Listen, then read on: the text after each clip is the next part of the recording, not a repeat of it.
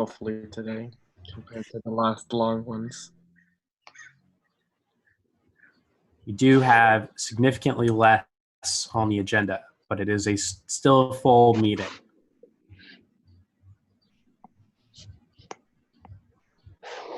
That was just for you, George, by the way. Thank you. I totally was listening all ears until I heard it was a full agenda. That's all right. You're going to guide us through here. I'll do my best.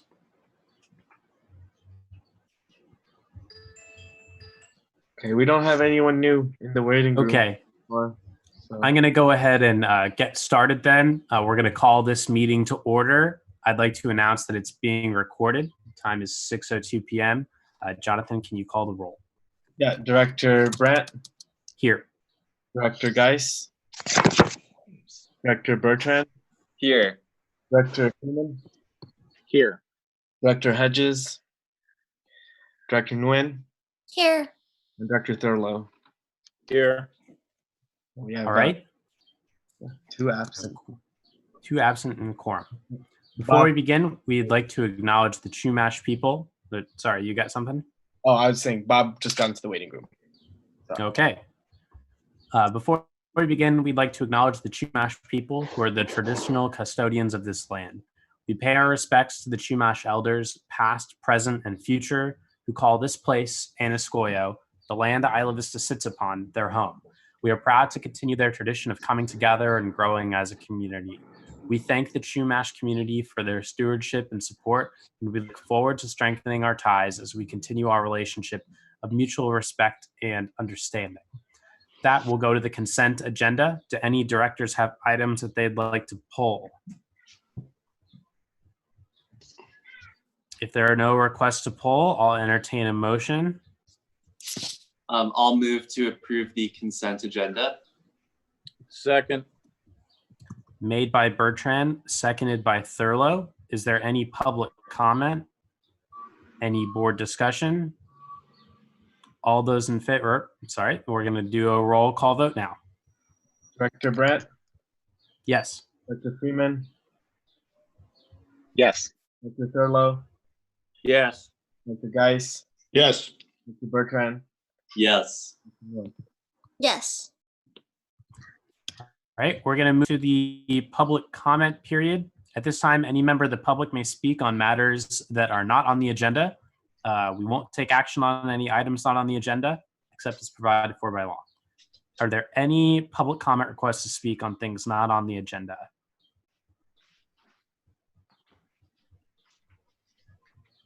You can holler at us or throw something in the chat.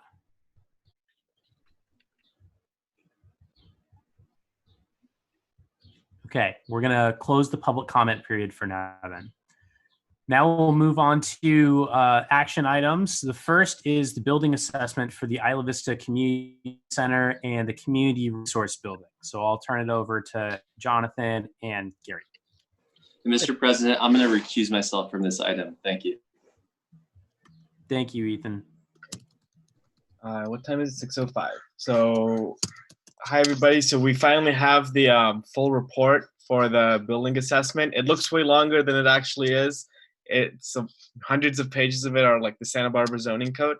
So it's the first section that's really important to look at. And we have Gary on with us, who's gonna be going over and answering questions. And just want to really thank Deborah for she did all the work for this. She went and found partner engineering and science, and worked with them extensively to get all the pictures taken and letting them into the building at the times they needed to come in. So it's a good report for us to have hands-on. I'm still digesting it.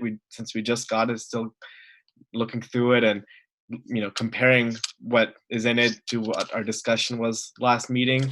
But there's a lot of helpful information in there, and I like that it just puts together all the documents relating to the two buildings that you'll see in the appendix. It's a lot of historical documents in there too. So I like that it just puts everything in one place.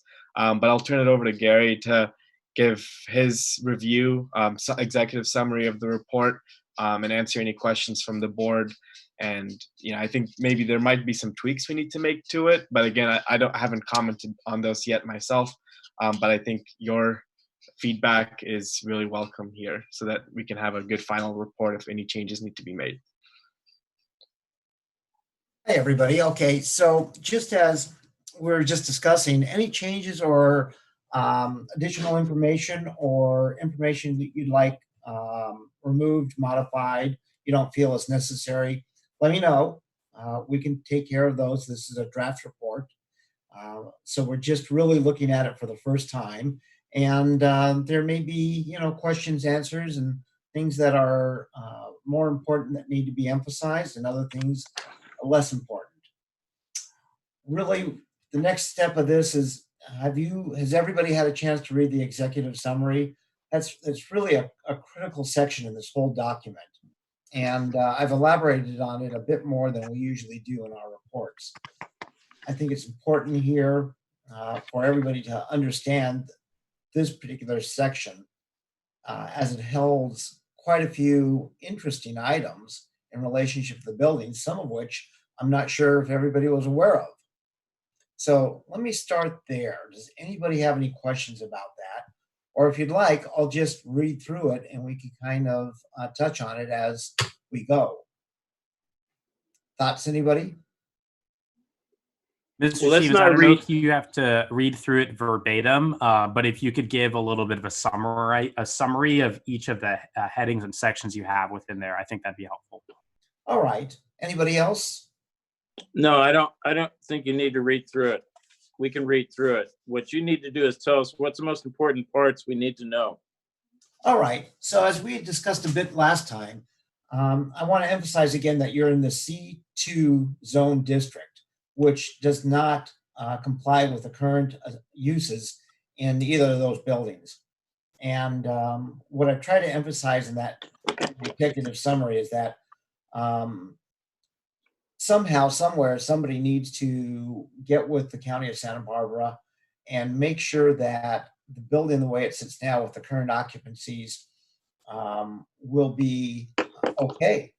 It can be a existing non-compliant condition, but there needs to be some type of follow-up with the county and the Coastal Commission to make sure everybody understands what's in that building currently, and that it's okay to maintain those occupancies.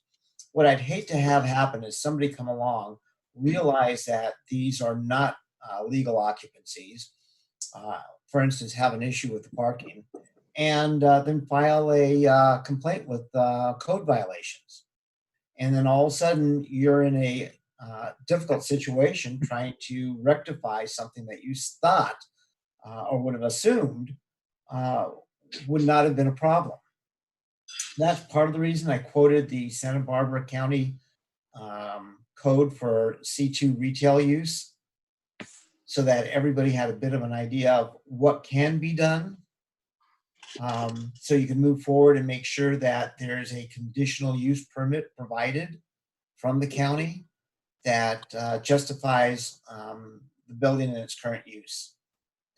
And I really want to emphasize, somebody needs to look into this with the Coastal Commission as well, as they have a say in all of this. Mr. Stevens, can I pause you there and ask a quick clarifying question on this? The issue with the zoning, is it with both parcels, or Correct. is it just with 970? It's with both parcels. Okay. And the reason I ask is because after we had the last conversation about this, my memory got jogging that I found some documents that I think some directors may remember. In 2016, the Planning Commission made a determination that the community center parcel, that a community center, which is 976, would be a compatible use with the C2 zoning. Okay. So I don't know if you found that, just wanted to bring it to your attention. And I'll send that documentation over to Jonathan.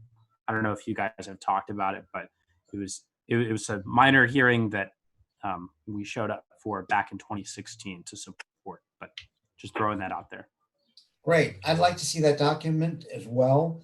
And what we need to do is find out is if they put closure on it. So, is it enough that they approved it in the meeting notes, or does it need to go a bit further to the building department and zoning department and have somebody attain a conditional use permit based upon that document? That's really critical. So may I ask a question here, George? Please. These are county buildings. What's the jurisdiction here? If it's a county building, does the Well- county have to comply with its own zoning standards? I would think so. Well, but yeah, but But I guess I would ask, do you absolutely know? I don't know. It's an odd question. Do they have to comply with their own zoning standards? Technically, yes, they do. But then can they readily, if they needed to, if somebody came to them and said, hey, you're non-compliant, could they readily and easily put together a conditional use permit for their facilities based on anything they want to point to? I'm sure they could do that. Well, that's the question is do they have to bring their own buildings into compliance with their own codes? Technically, they do. Okay. Yes. So the simple answer is yes. Hey, this is Bob Geis, Bob? Gary. And, I used to be with the county auditor, and I had a big part in the redevelopment agency and a lot of the things we were doing out in IB. And both of these buildings, were bought by the redevelopment agency. And when we purchased them, we purchased them for a variety of reasons. We had no specific plans what we were going to do with the buildings, but there was an opportunity to get them, and maybe we were just going to tear them down and turn it into open space. But there were some pretty good planners working on this, former employees of the planning department and the long range planning group. So I would say if we did a little bit more digging, that maybe some of these, that section you pointed out where the planning commission can, say that, these meet close enough to what the zoning is. And I think that will be more successful than we think about finding the authorization for, the lack of clarity under the C2 section. I would just like to make sure that, that information is in place before you go forward with the purchasing of the building. Yeah, no, definitely correct. No, you're pointing out, we should really understand the history of this and, make sure everything was done correctly. Yeah, by all means. And, even if it wasn't, you need to approach the county and say, look, here's the existing occupancies. You allow those occupancies. We want a conditional use permit for this in writing. And then let them sit on it. They created the situation. They will be in a position where they'll need to address it. And so where it also gets interesting and where I was going to go next is the actual lot lines of 976, which encompasses between the two buildings, something between 20 and 30% of People's Park. Well, that's an odd situation because part of the issue with the compliance to the zoning code is a lack of parking. Yet you've got a big chunk of land that's readily available to turn into parking. On the other hand, that portion of the property, most of which belongs to 976, is part of I believe, a long-standing park. So I want to make sure everybody has clarity on that. Hey, Gary. Yes. Let me give you a little bit more history. Back in and I can't remember how long ago, But if you look at the site map for this and you notice the parking lots that are in People's Park, Yes. those were all part of the church property a long time ago. And the Isla Vista Rec and Park went in and condemned those parking lots, or not condemned them, but they took them by eminent domain, and Okay. they raised the bond in the community and took the parking from the property and turned it into a park. Interesting. Go ahead. Oh, interesting. So that's why there's now a shortage of parking for that building. And of course, somebody could go rooting around on that taking and see what that's all about. But that's why it's so weird over there with the parking lot and the parking part that that parking went all the way around, and they converted part of it into a grassy area, but they left 2 of the lots. Right.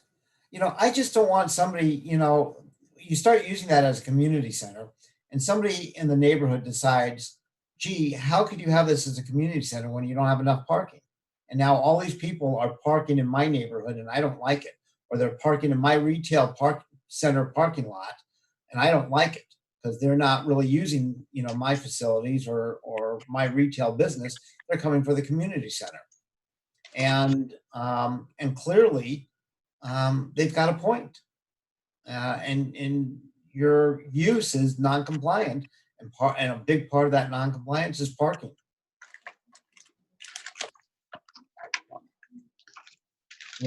That puts you in a bad position.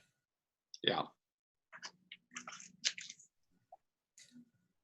Any other questions about that? And otherwise I'll move on so we don't take up too much time. I think you can continue on. Okay, great. So we've covered the 2 really major subjects of the executive summary that I was most concerned about.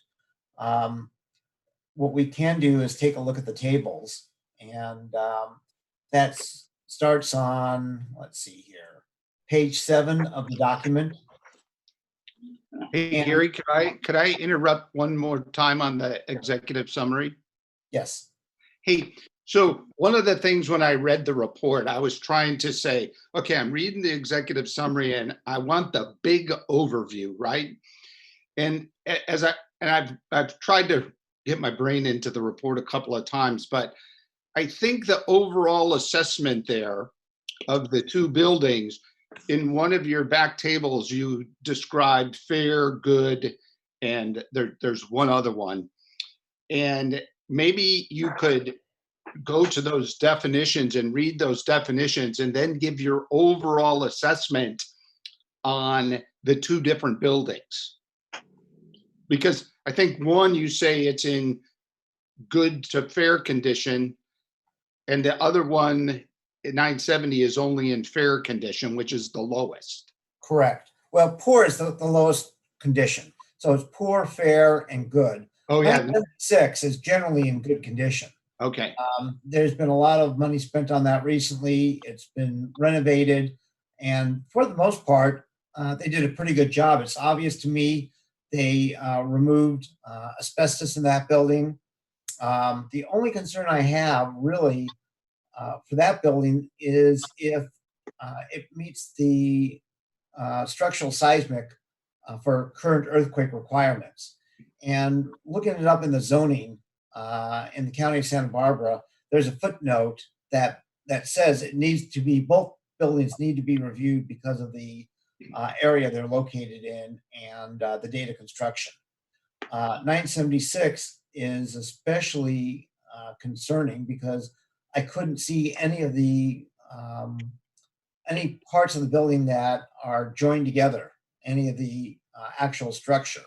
So I don't know what's going on there. And it's the older of the 2 buildings, built at a time when earthquake standards were somewhat low compared to today. So going to 970, the fair condition, is the fact that the building hasn't been maintained. Really a big part of it. The building wasn't designed for its current use. The air conditioning system really wasn't designed for its current use. This is all parts of what we talked about before, and that's largely why I give it a fair rating, in addition to the fact that the roof and the balcony both have active water leaks, and I'm concerned about the rear stairs. And as we had talked last time, I'm still very concerned about viable exiting in a fire in that building, because it simply does not meet code. And there's been modifications made over time without permits to that building that has created additional problems in meeting fire exiting requirements. So there's the summary for 970. That's why I consider it in just fair shape. Yeah. And honestly, it just borders on being in poor shape. That's what I was wondering, if it's fair to poor. Yeah, it really is, right in there. It's really at the lower end of fair. Okay. Yeah, if it Barry, had, I've got a question for you, and this might be jumping a little bit ahead in the report to table 1, where you have the list of improvements that need to be made both immediately and long-term in table 2 to the buildings, particularly to 970. But you mentioned when we first talked that 970 was right at the edge of where you would suggest a total gut and remodel of the building. And we did some, back of the envelope math on that.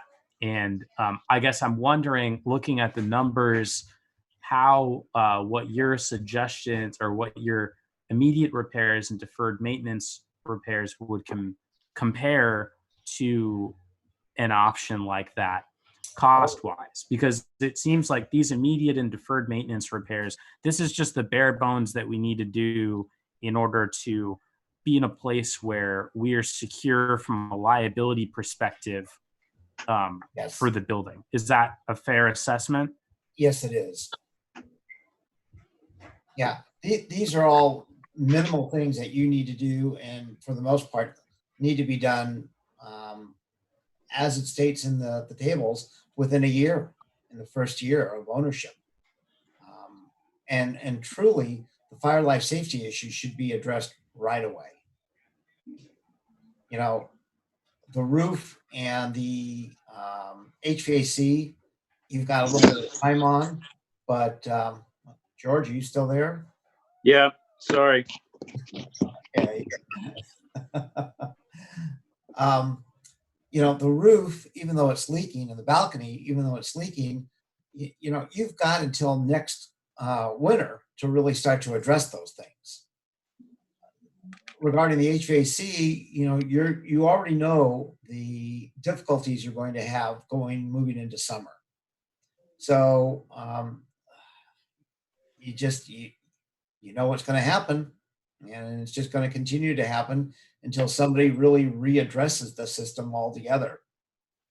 Part of what concerns me, I don't know how much you picked up on that about the skylights.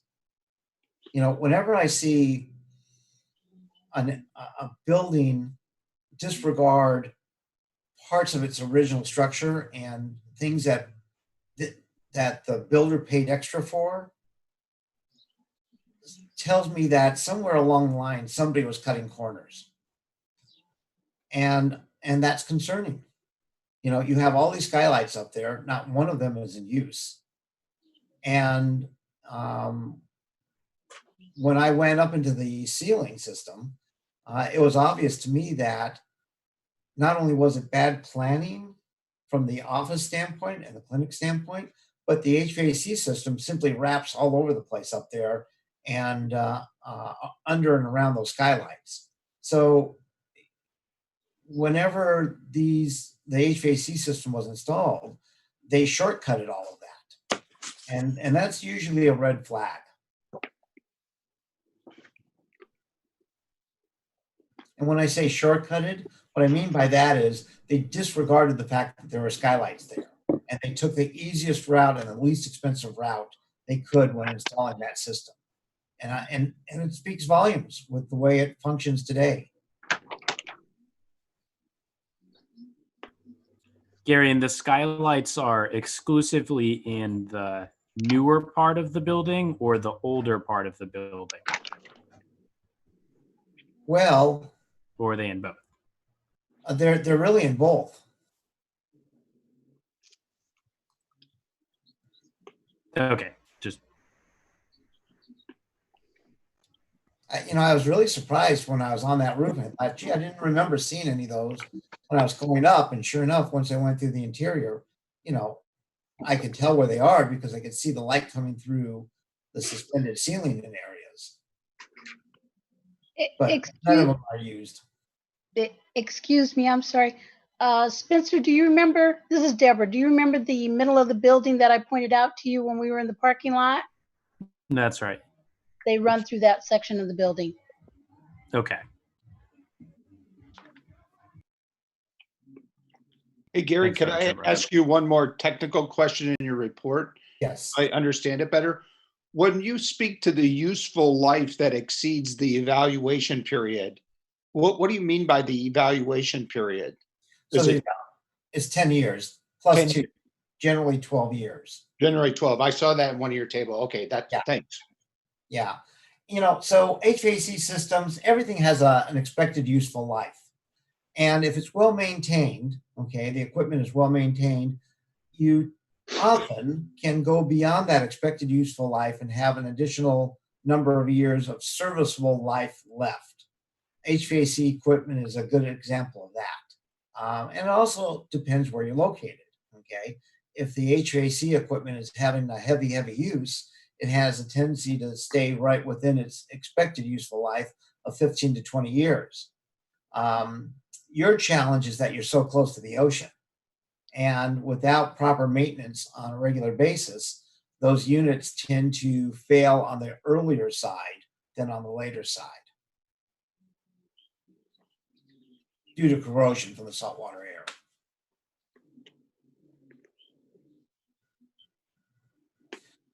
Shall we go through the tables real quick? I think that'd be a great idea. Yeah. All right. So starting at the very top, I talked about doing a zoning and occupancy study and engaging a company to do that. I think that's a good idea. This is all part of the due diligence process. Provide an Alta survey. That's the same, even though I think you have a pretty good idea where the lot lines are. Having an Alta survey establishes exactly where all those lines are. And if somebody comes along and says, well, how much of People's Park are you going to, want to reuse, you could give them a number. I've talked about a legal team evaluating the future use of the property at 976. You've answered that a little bit. That's really going to remain discussion within your group. The next item, we're recommending a structural engineer. That's simply because within the zoning sections that I reviewed, there was a recommendation for this specific area to be reviewed by for compliance to current earthquake standards. Whether the buildings actually need that or not, I just couldn't say for sure. I would say I would definitely move forward with 976 because of the year it was built and the fact that I couldn't see any of the structure. 970 is probably in a little bit of better shape. Moving into the site improvements, we talked about removing 6 inches of soil from around the stucco facade system. That's a valuable recommendation. Nothing occurring currently is a problem, but it will in the future. Cleaning of the drain basins on each side is needed. That's simply because normal building maintenance has not kept up with that, and those are currently clogged. And you want that for discharge and drainage for the site.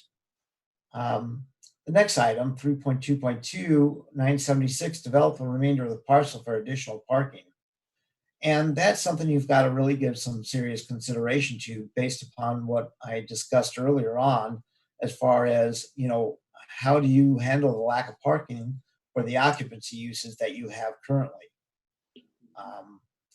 The next one here is that there's some concrete flat work that needs to be replaced.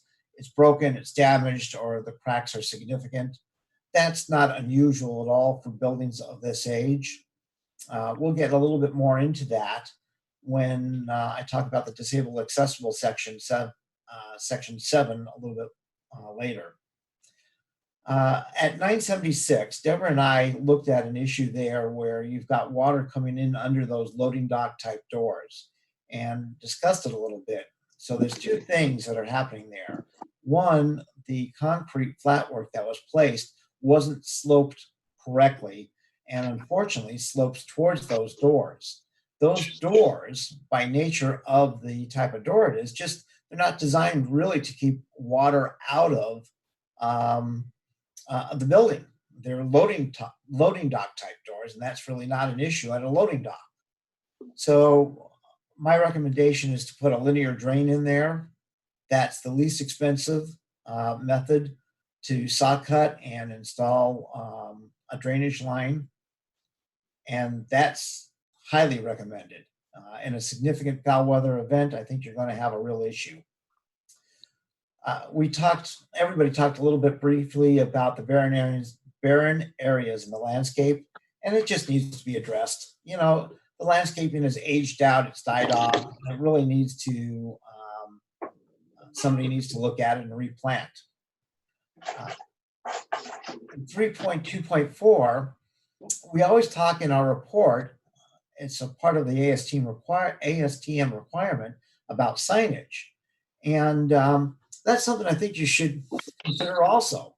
970 is hard to find from the street, and 976 only has signage from one direction. So even though you may be a small city, somebody such as myself had a hard time finding those buildings coming in for the first time. So that's just generally food for thought.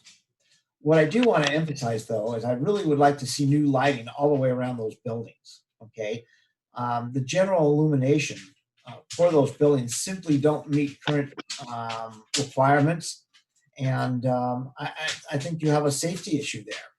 So that's something I would really like to see everybody give some good thought to, especially with the current homeless population that is utilizing the parks adjacent to the buildings.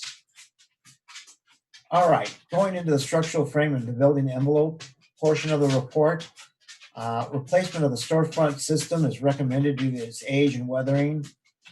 The gasket system, that's the window gasket system that's beginning to fail, and really, truly, the lack of energy efficiency in that system. It's a single pane system, and it just really is not much more than an oven. You know, you close the doors, and even with the air conditioning on, when the sun hits that during the summer, it just was not designed to keep the interior cool. And you'll see a lot of gain. Additionally, those doors currently, okay, in this retail portion on the ground floor simply don't meet exiting code requirements or disabled code requirements. So you need to keep that in mind as well. The next item, all exit doors that do not have mortise type hardware or panic bar type hardware need to be replaced. And again, that's the fire life safety issue I was talking about earlier. So you all know, mortise type hardware is the type of locking device where you grab a handle and you simply turn the handle and the door automatically unlocks. The deadbolt moves back into the door and you're able to exit without having to really give it any further thought.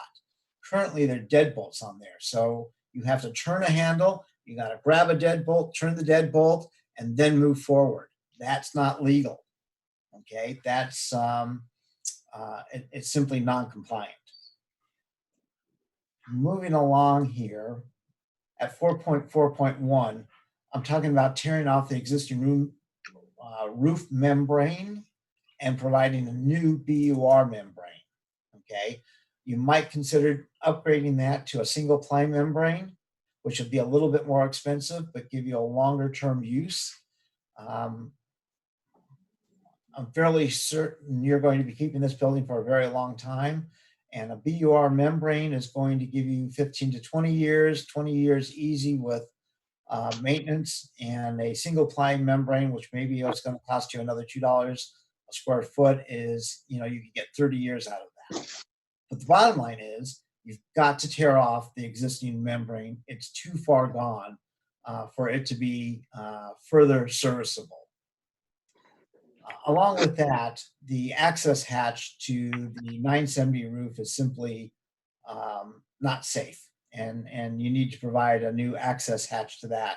Similarly, with 976, you're going to need to add an additional access hatch and ladder access to the roof to make that a safe condition in order to access the roof and service any of the HVAC equipment. So that needs to be addressed as well. It simply is aged out, and it's a safety issue. Moving along, the stairway in front of 970, the guardrails on those stairs going up simply don't meet current spacing standards. Current standards require that a sphere of 4 inches not be able to pass through the rails.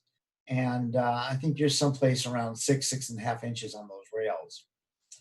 The thought being there that a small child or an infant cannot fall through something that is less than 4 inches in with spacing between the rails. You being a city, I highly recommend that that safety standard be met. Next, recoating of the stairs and the deck landing. You could probably put that off a little bit. I've recommended it early on, but that you can push out a few years if need be. I'm talking about the back stairs at 970 that goes to the adjacent park. Now, on the other hand, the balcony, at 970, the deck needs to be removed, and the restoration of the moisture barrier and a new waterproof decking and coating is needed. I have no doubt that's the source of the current water leak, where inside the offices, somebody came along, removed some ceiling tiles, and put up some plastic sheeting. That provides nothing, as far as addressing the problem. And listen, that could easily exceed the $20 a square foot. Currently, I have $13,000 in there, but that number could go potentially higher. Section 5, the mechanical and electrical systems. 976, the water heater needs to be replaced. It's not installed properly. It's an earthquake hazard. 970, now this is what we've talked about a bit earlier. Partner is recommending a new HVAC system be installed, and that's not going to be inexpensive. I think there are portions of the HVAC system that can be reused and redirected within the suites, the current suites, but at the you're looking at there a new system plus in table 2 additional replacement of units over the term of the report. So that's something to give some thought to when you do the new roof. It may be a good idea, a really good idea, to completely reevaluate the HVAC system and make a determination of how much money you really want to spend now, before the roof goes in, and get that whole system running properly and correctly. Deborah mentioned that there had been flooding on the ground floor due to an overrun of the one of the HVAC units, and really nothing has changed. Now, on a side note, I find it interesting that when they did a repair for that, What they did is they provided a sump pump to move any water discharge from the system if the system starts to overrun. What's interesting is that the reason it overran was because of the location of the thermostat. Deborah and I talked about that. And I really don't know why they didn't relocate this thermostat. I mean, that's the cheapest fix of anything. So I've got to ask whoever is in charge of evaluating and making repairs, they provided you with the most costly solution without actually addressing the problem, which is the location of the thermostat. So food for thought on that. Deborah did send me the some maintenance costing items, and from my standpoint, they seem to be on the high side. I think it's my thoughts, not my recommendations, but my thoughts are I would take a good close look at that and start looking at those numbers on a per square foot basis and make sure you're not overspending.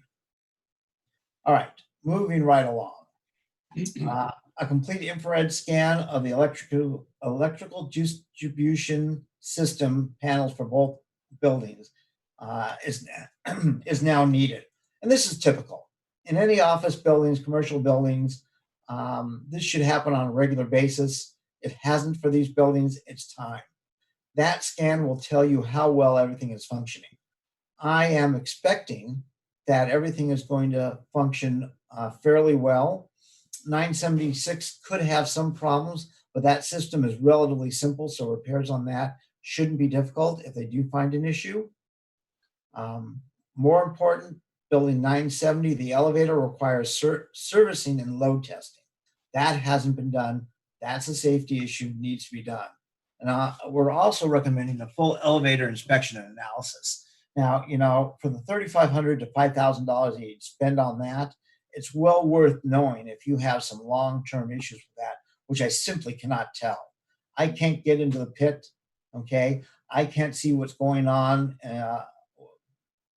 in areas that are simply hidden from me. And a elevator inspector can get into those areas, take a look, and give you a good evaluation of the condition of major system replacements or the potential for major system replacements. Moving down to the last section, section 7, and I'll touch bases back with section 6 in a minute, but for immediate needs, so the accessible parking spaces are not configured correctly. That's a relatively easy fix. What I'm more concerned about is 970, the exterior route from the public transportation stops, hence the sidewalk. Accessible parking spaces, public sidewalks at the subject property are not accessible. And if you're going to be, this building is going to be part of the city, I certainly would highly recommend that you get an expert to do an analysis of that and provide you with a design to meet all the current disabled accessible requirements. And from the sidewalk, that's a very important requirement. I think there's a relatively easy fix for that, but it requires some study. The next item, door thresholds and bottom rails at the retail doors are non-compliant. That needs to be corrected, but if you replace that system, the storefront system, that will be addressed. All that will be changed out. And lastly in that section, the toilet facilities in the building do not appear to be generally accessible. And there's a variety of small issues that you probably need to address, okay? And that could be addressed along the way. There's some dimensional clearance problems, some grab bar locations. When I say water closets, I'm talking about the toilet, and it's things as simple as the flush handle being on the wrong side of the toilet. At any rate, it's a bunch of small things that I'm actually a little bit less concerned about. The cost in here, though, would be to provide 2 new single occupancy restrooms that are fully compliant, okay, at some point. Either take one of the existing ones or provide new in a location and just build it from scratch and then not have to worry about the rest. To get into table 2, which is our longer term costs, we have costs here for seal coating, the asphalt and doing striping, exterior painting of the building. And then again, in 5.2 at year 7, there's $60,000 for HVAC unit replacement. So I want you to be aware of that. And then lastly, the interior elements here, you know, I threw a number, just a round number of $50,000 in there, okay? That's a number that's a little bit subjective. So finishes wear out. And the finishes in portions of the building that you occupy are, you know, wearing out, and they will wear out. On the other hand, the clinic, I don't know the relationship with the clinic to the city, if the city supports the clinic or if it's an independent operation. Typically for a tenant such as the clinic, they would be responsible for their own finishes. For 976, there's really not a lot in the way of finishes that I'm concerned about, but certainly you probably want to give 970 some thought and have some budget money in there for the replacement of finishes. You know, I've got it in year 2, then again in year 9. So there's the brunt of the report. There's the brunt of the items that need to be immediately addressed and addressed in somewhat of a longer term situation. Anybody Thank you with for any that questions? report, Mr. Stevens.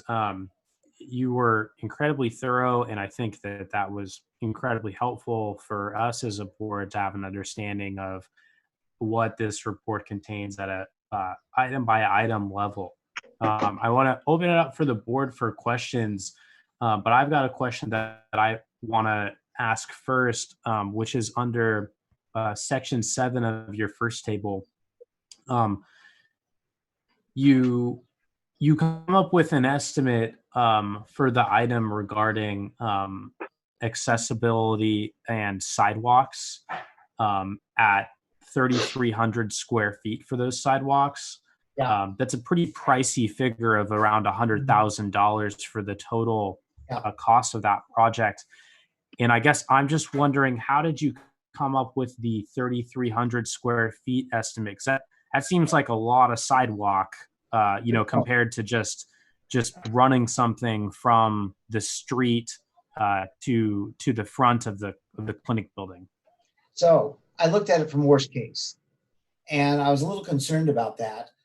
You could most likely hook up the sidewalk from 976 to 970, but I just looked at it from, you know, hey, what's the worst case situation and what addresses as many issues as I could possibly address, which would be disabled accessible parking, providing new and additional disabled accessible parking, or relocating the spaces that are non-compliant, providing a sidewalk essentially from, I shouldn't say a sidewalk, a concrete pathway, flat work from the sidewalk, the municipal sidewalk, all the way to the entrance to the clinic and to the entrances of the retail portions where the stairways are. Okay, even though, all right, you can use the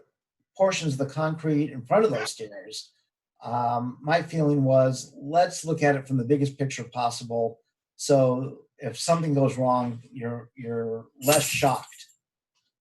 That's certainly one I'd want to get a design professional to look at and then get a bid on.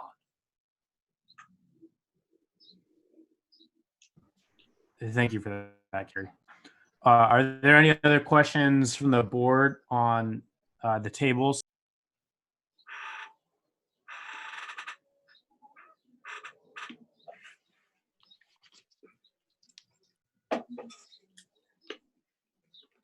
Well, so far so good on that. I think so. Is there anything else in the report that you want to add, Gary, that you think that it's important for us to know? I go back to the zoning thing. That's the one that I just can't stress enough to play it safe from your end. That I've seen, just go badly quickly is people being overconfident in their zoning or their ability to change the zoning. And once they own the property, they find a whole different situation. And that People's Park, that's an additional complex aspect of meeting your requirements. So the other thing is, the roof and the deck needs to be done on 970. You've got water leak problems, and you just can't screw around with that. Okay, that needs to be addressed this year. That's not something you can put off. And I think if there's anything else, my other concern really would be to increase the lighting. All right, I don't believe currently the lighting around these buildings at night meet minimum requirements. I am really concerned, okay, based on the use of the building and the people who are in and out of it, and that they're city employees and people who are running a medical facility, with the surrounding area as it is now, with the homeless situation. It really would behoove everybody to increase the lighting all the way around each one of those buildings for the safest condition possible. Gary, quick question. When you mention minimum requirements, is that engineering standards or something you can share with us just so that we have a better idea and can point people to the standards? Right, I'd have to get that out, but there's a minimum requirement of lumens per square foot. I don't have that handy, but that there is a engineered standard. It's in the code of what's required, and I would like to see that occur all the way around the building, each one of the buildings. Well, in general, our board has been a big proponent of all things lighting to make things safer. So if you could find that and send that over to us or work with our staff to get that, that would be much appreciated for when we have conversations with the county. Okay, easy. I'll do that. And, if you could make that a county responsibility and or, have a cost savings someplace from the county in the price of the buildings, all the better. I don't know is the county gifting these to you, or are you buying them? So the negotiation is ongoing, and our initial thought, based off of the way that the buildings were acquired by the redevelopment agency that Bob mentioned earlier, is that they should be gifted back to the community. They were financed by the community's taxing agencies, tax increment dollars. So that's sort of our position coming into this, and has been our position for a while. But we don't have the details of how that works figured out yet. And I think this report really has been sobering in terms of what direction we really want to pursue when it comes to community ownership of these spaces, and especially has brought to light a lot of immediate issues that, regardless of our agency's involvement, do need to be fixed. And just as tenants in the building, we're going to want to try and get some resolutions on. Well, I think this gives you a very good, starting point of saying to the county, look, you've got well over $200,000 worth of deferred maintenance here that you're trying to off onto us. Even if the building's free, that's a lot of money.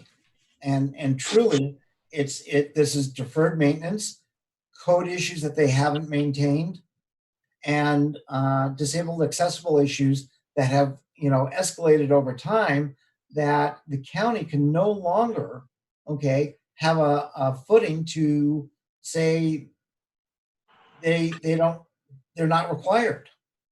I mean, all of those disabled accessible requirements are no longer, you're no longer able to justify those to be in non-compliance.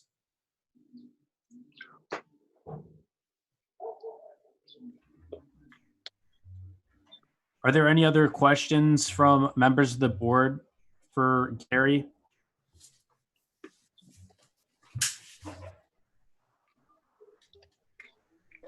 Well, Anybody, or am I off the hook? I'll go over to Director Freeman.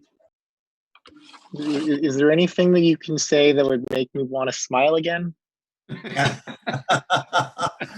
Well, hey, as they say, location, location, location. Okay, where else in the city do you have this? Yeah, I think that's a great note to end on, and is a smiling sort of note. Yeah. At the end of the day, we paint on a canvas that is not blank. It's an imperfect canvas, and we have some significant challenges. Our work is cut out for us, and I think this, like I said, has been very sobering for us, and will really help us determine what direction we want to go. And hopefully get some of these immediate issues resolved in an immediate manner, working with the county and in partnership. So, my goal is to give you the best information possible so that you're not blindsided. And, this is what Partner has provided in this report. And you've got a better big picture. And I really got to say, none of this is unusual for buildings of this age, okay? We see this all the time. Is anything really that terrible here? Well, there's some things that certainly need to be addressed, but it's not unusual. What you've got to keep in mind that, don't let this scare you. Well, the people that we typically deal with, okay, are savvy real estate professionals, and they wouldn't wink for a second at any of this. So, keep that in mind, while at the same time understanding that, you have to have reserves. Owning buildings like this come with costs, and part of those costs are having the proper reserves and having money for, yearly and a decade worth of capital expenses. So, these are not buildings that I think are generating fees or money, which most real estate professionals that we deal with are looking closely at to support the building.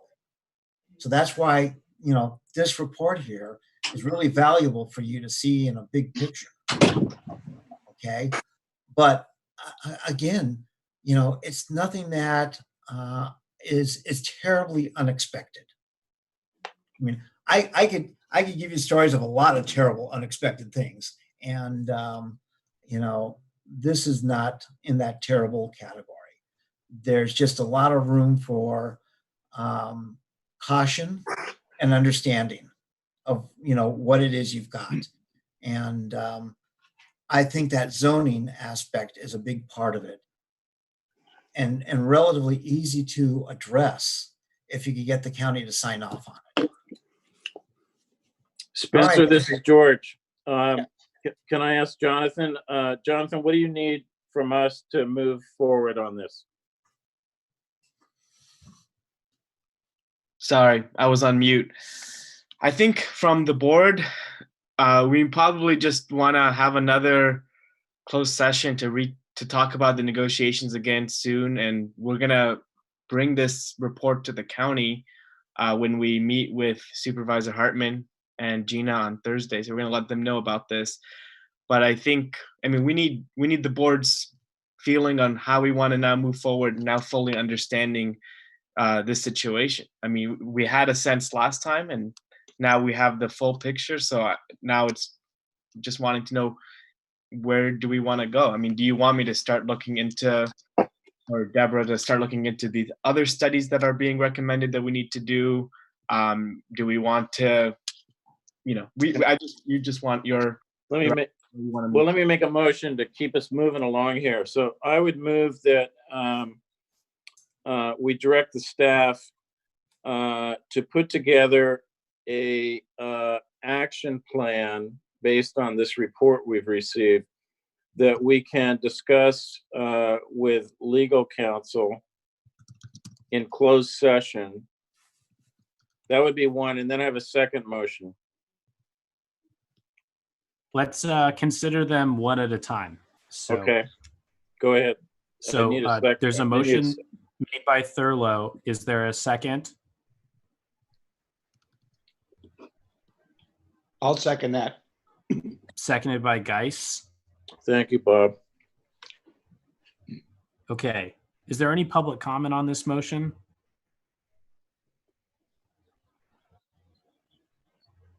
Okay, I'll bring it back to the board. Any discussion? Yeah, I just have a question. Do you all have any parameters for this action plan? Is there hard no's or must includes? You know what I would say, Jonathan, is you and Deborah are going to be our spear carriers on this, and I would really leave it up to you to this is overwhelming. So I think what you need to do, if I would give you any guidance, it'd be a narrow period of time vis-a-vis the county.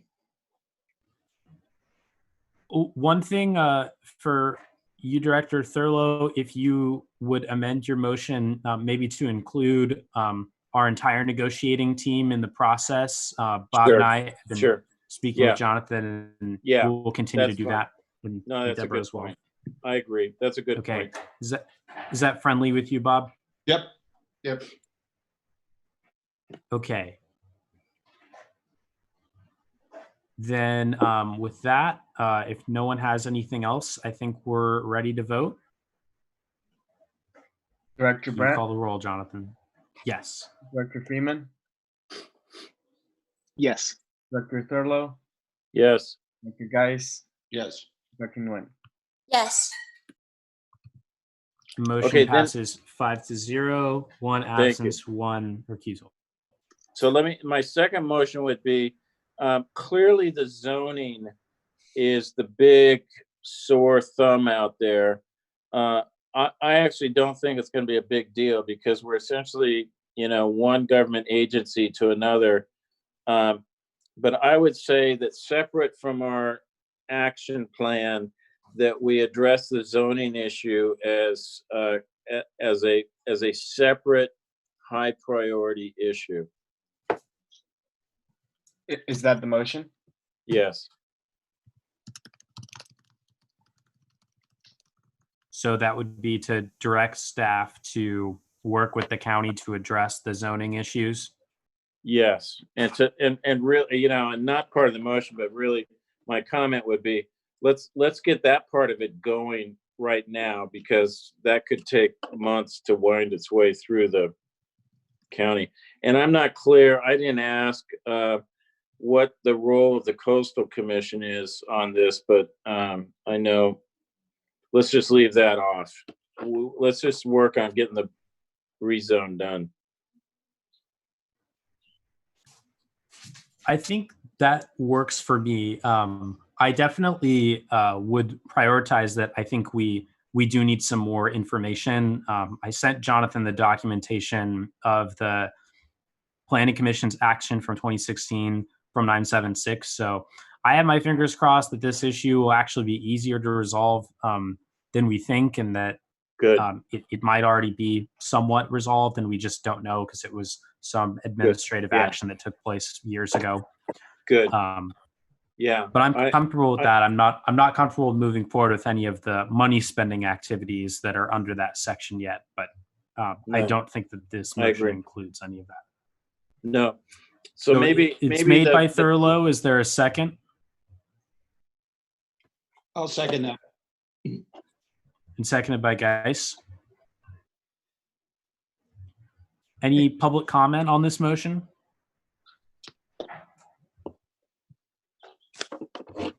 Any board discussion?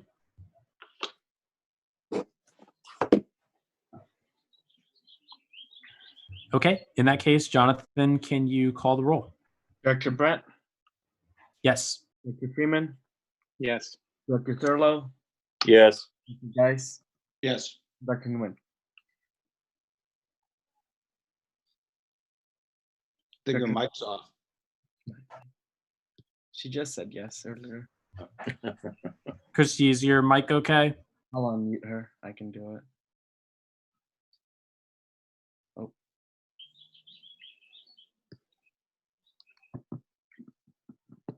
Maybe she stepped away. We can put her as an abstain. Sorry, what happened? I'm sorry. My mom came in the room and was asking me a question. No worries. On the screen for your vote. Christy, it's a motion. Sorry. It's a motion to direct staff to work with the county to address the zoning issues that were outlined in the report. Yes. And okay. So motion passes 5-0 with no worries, with one absence and one recusal. Okay, so with that, I feel like we have a pretty clear path forward. And for the board's sake, remember that we are going to discuss this further in a future closed session. I really want to thank Partner Engineering and Mr. Stevens for the thoroughness of the report and the patience in explaining us all of the different elements. This is really going to be helpful as we move forward, and we thank you for your service. Wonderful. And likewise, if anybody or the board wants to have additional conversations, just let me know, and we'll do that. Can I ask one quick question? What was the fee on this? Oh, it was $4,200 Okay, great. Thank you. under our approved amount. Okay, thank you. All right. Thank you, Mr. Stevens. I'm good to go then. Yes. You are good to go. Very well. Bye all. Bye. Thank you. Okay, so with that, we are going to move on into item 4.2, the district COVID-19 response, to hear an update about rental housing mediation, homelessness services, and take any action as necessary. I see Ethan is back. We don't even have to walk out of the room and go get him. It's the nice thing about Zoom meetings. So with that, I'll hand it over to our staff to give an update on the COVID-19 response. Well, this update is not very long, so it's mainly in these two areas of the mediation and the homeless service center, which is what have been the main parts of our discussion since this started. The mediation mailer should be hitting people's mailboxes by the end of the week, by Saturday. And so that will be out, and Deborah has been working to make sure that we have the mediation capacity to meet all the mediations, and we did get to include a Spanish section in the flyer too. And so that will be going out soon and to all 3,156 households in Isla Vista. So we know the exact number now. And then another thing on that is that so that's the mediation program. I don't think there's anything else actually for that one. The Homeless Services Center, Doctors Without Walls, one of the things that we talked about last meeting was to ask to get some health services out here. We're hoping to get them sometime this week. We were going to last week, but we weren't able to. So they'll be out here sometime this week. Emily Allen and I we're working out the costs on the service center. It looks like there's a lot of meals that have been donated, like by the Miramar Hotel and McDonald's, but that's only on a limited basis. So for the rest of the month of May, they would be asking us for $350 to maintain the current level of meals and also up the meals to also include non-perishable items, so that there's other meals. So I know one of the points that was asked last time is, can we have all days of the week doing meal distribution? So lots of the other days, there's already other distribution points doing meals for lunch and dinner, but Thursday doesn't. So Emily thought it would be good to expand at most to Thursday, but really to focus on Wednesday and Friday of passing out perishable meals that day, and then giving people non-perishable items that they can eat at any point when there's no meal service being provided. And so, but $350 would be all we're asked for the month of May. And then she said that for June, one thing is they're trying to find a sponsor like McDonald's or the Miramar Hotel to cover the meals that month. And if they're not able to, they would have a cost of $1,600 to cover for the same level of service as we have now in June. But we're not sure yet if that will happen, if they'll ask us for $1,600 or for $350 for June. So we're waiting on that. We won't know for a bit. But another thing, Director Brent shared with me today, UC Berkeley, or the city of Berkeley's, I actually didn't tell, they have like a great move out related to COVID infographic and website. And so I know it was one of our goals as a district to try to make better and more sustainable. We haven't been able to actually tackle that because of everything that's happened, but I think a COVID-related move out infographic and website, just to help the community, orderly get through this in a safe way next month, is something easy that staff can get done in the next couple of weeks. Oh, I do want to point one more thing. I don't remember, Spencer, help me remember where this came from, but one of the things that we're going to be marketing through the mediation mailing, because there's all the tenant issues that between tenants and landlords that exist, but another issue is making sure that roommates and housemates are getting along during this time. And we thought of putting in like a branding of, we can help you create a house compact for how you want to interact with the outside world and each other in the house. So because a lot of the mediations that we've gotten this month have been some individuals in a household being unhappy with how other individuals are handling the shelter in place. So we're thinking that might be that's a big area we can really support in mediation, is tenant to tenant, compared to where it's much harder to get landlords sometimes to mediate with the tenant. That's a great idea. Yes, and this model, I would add, actually, it's a super simple concept, and it's something that when I my first year moving to the community, living on campus at UCSB, it was a standard practice that roommates would fill out a roommate agreement form that had a bunch of different things, from how late you all expect to be staying up at night, to your preferred level of quietness, your preferred level of having guests over.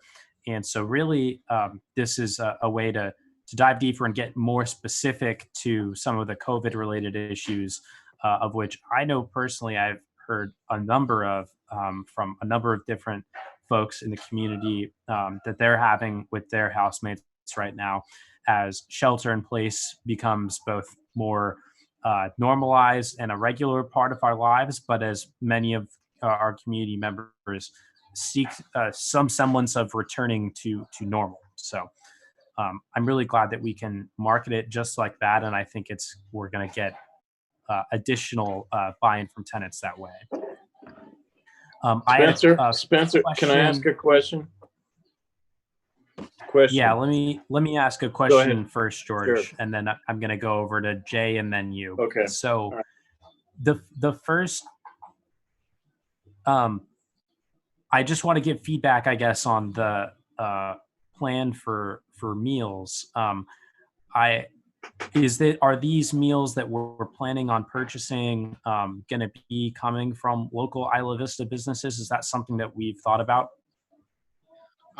We haven't gotten that far in talking about it yet in terms of the ones we purchased. So that's something I mean, what one separately is we had some funds from the census for events. And so I spent some of those funds in helping Food Not Bombs have, meal distribution and then pass out census information with it. And we used the Ivy Food Co-op to buy these sandwiches for that. So it's something we've already done. So if we were to do it again, we already have that relationship and cost for that.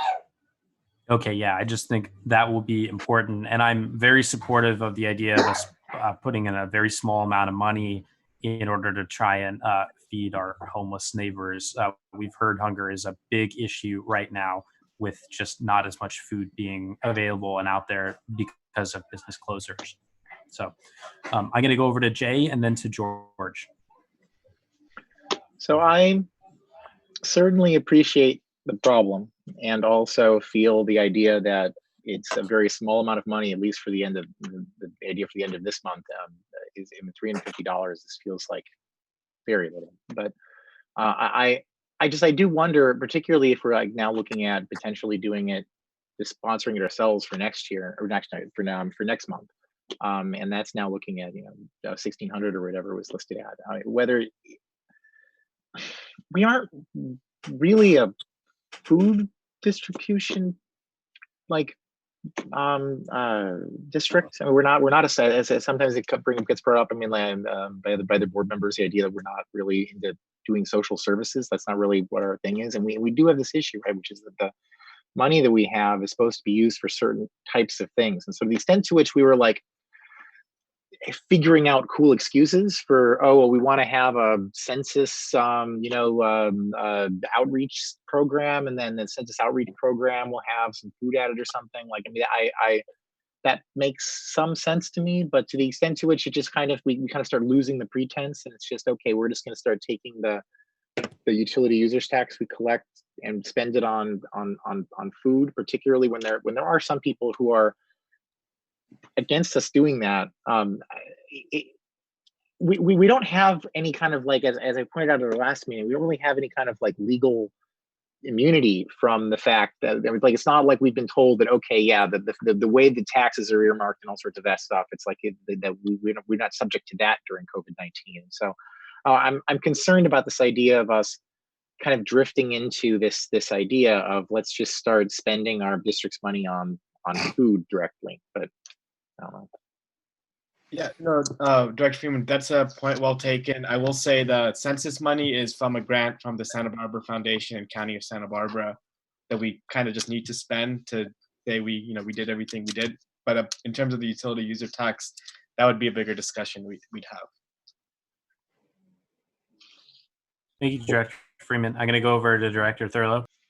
Yeah, first, I agree with Jay on this. We got to be careful about mission creep and also getting into social service issues in which we are not equipped, we're not well equipped to handle other than to do Band-Aid type solutions. But my question is for Jonathan. City College ended, correct? Yeah, graduation was Friday.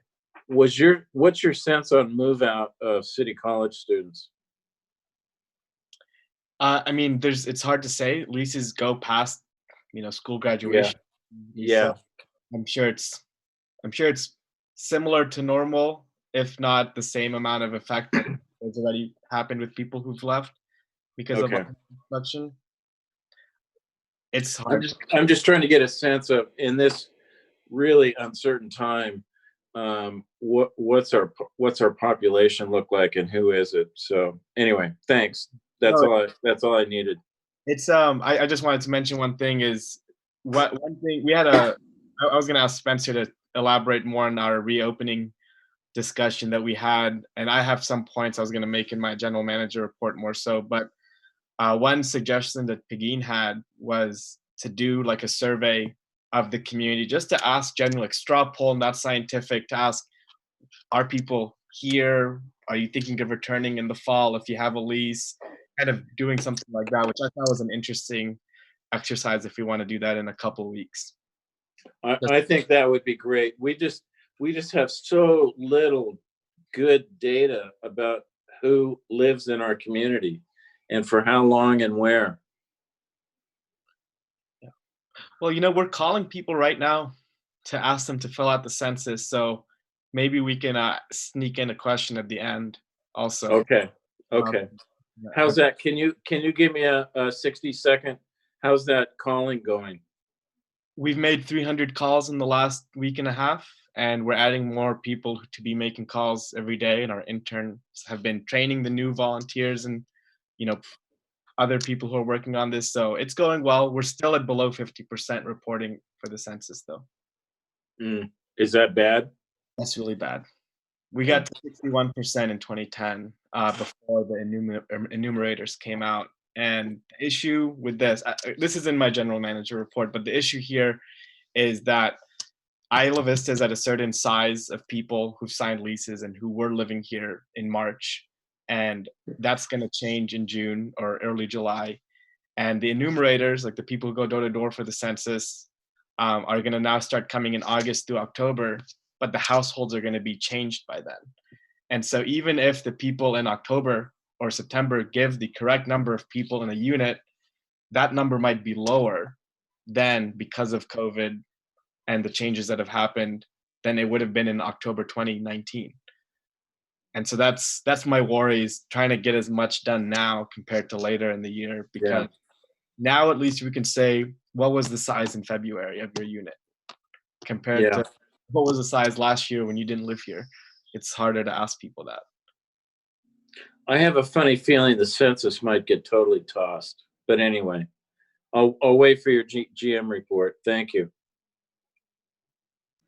Thank you, Director Thurlow. I'm going to go to Director Bertrand.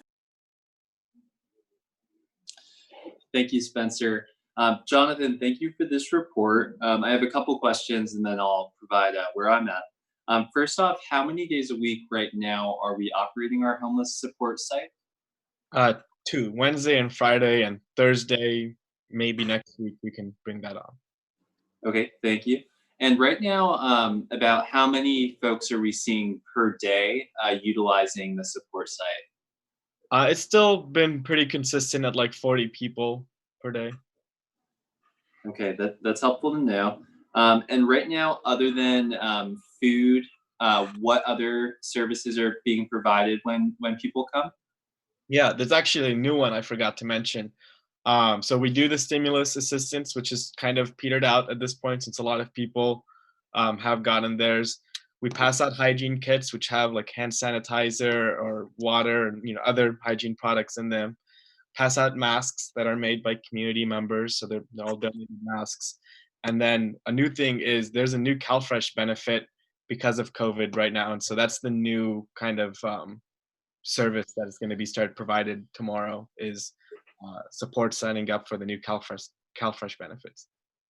That's awesome to hear. And are you aware if the folks who are coming to the support site are being brought into the coordinated entry system or being assessed for potential housing assistance?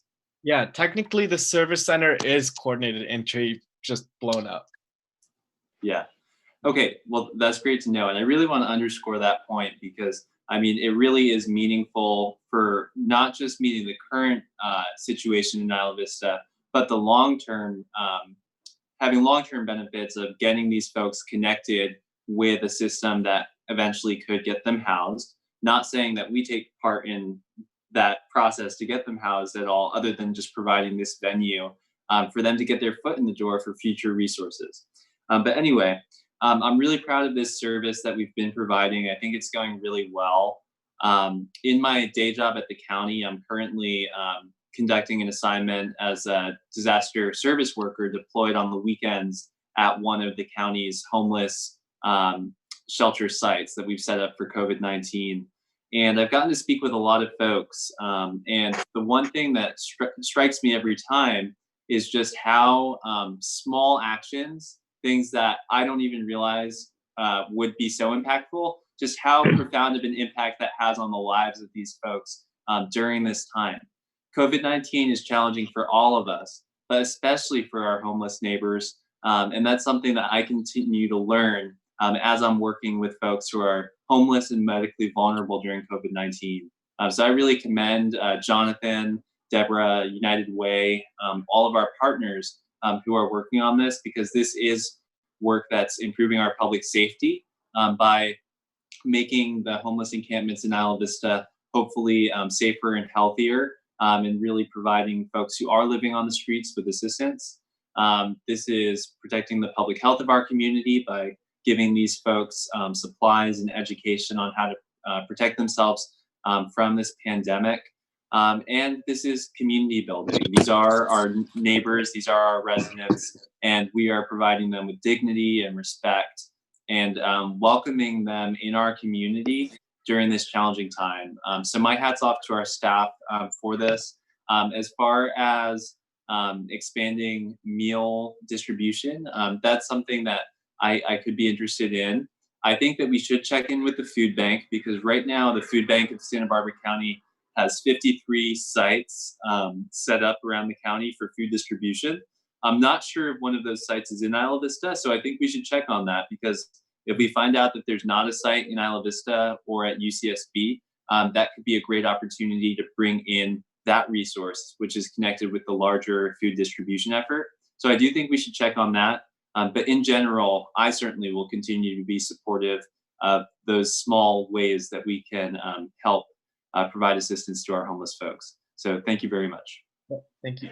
And I did also forget to mention this, but Emily is working with the food bank to help secure more food. So the request from us is like a last ditch effort they'll make before all these other options are exhausted.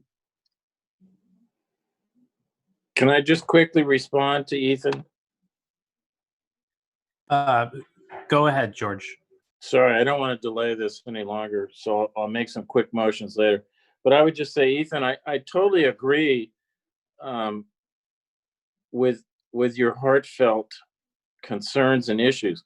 Everything you talked about are things that the county and the state and the federal government are entrusted to accomplish. They are not things that we're entrusted or to accomplish. And while they make us feel good, I would just respond, the county should be dealing with this issue, as should the state, okay? And putting the onus on us is just, and I agree with you, it's a little thing, but this is not what we should be doing. There goes my phone. Okay. Sure, and I appreciate that, Director Thurlow. I mean, what I'm seeing from the large networks of folks who are working in this area at the community level, at the county level, at the state level, and the federal level, it really depends on folks at each level doing their part. And I see these small efforts as our part, recognizing the huge need countywide and throughout the Central Coast.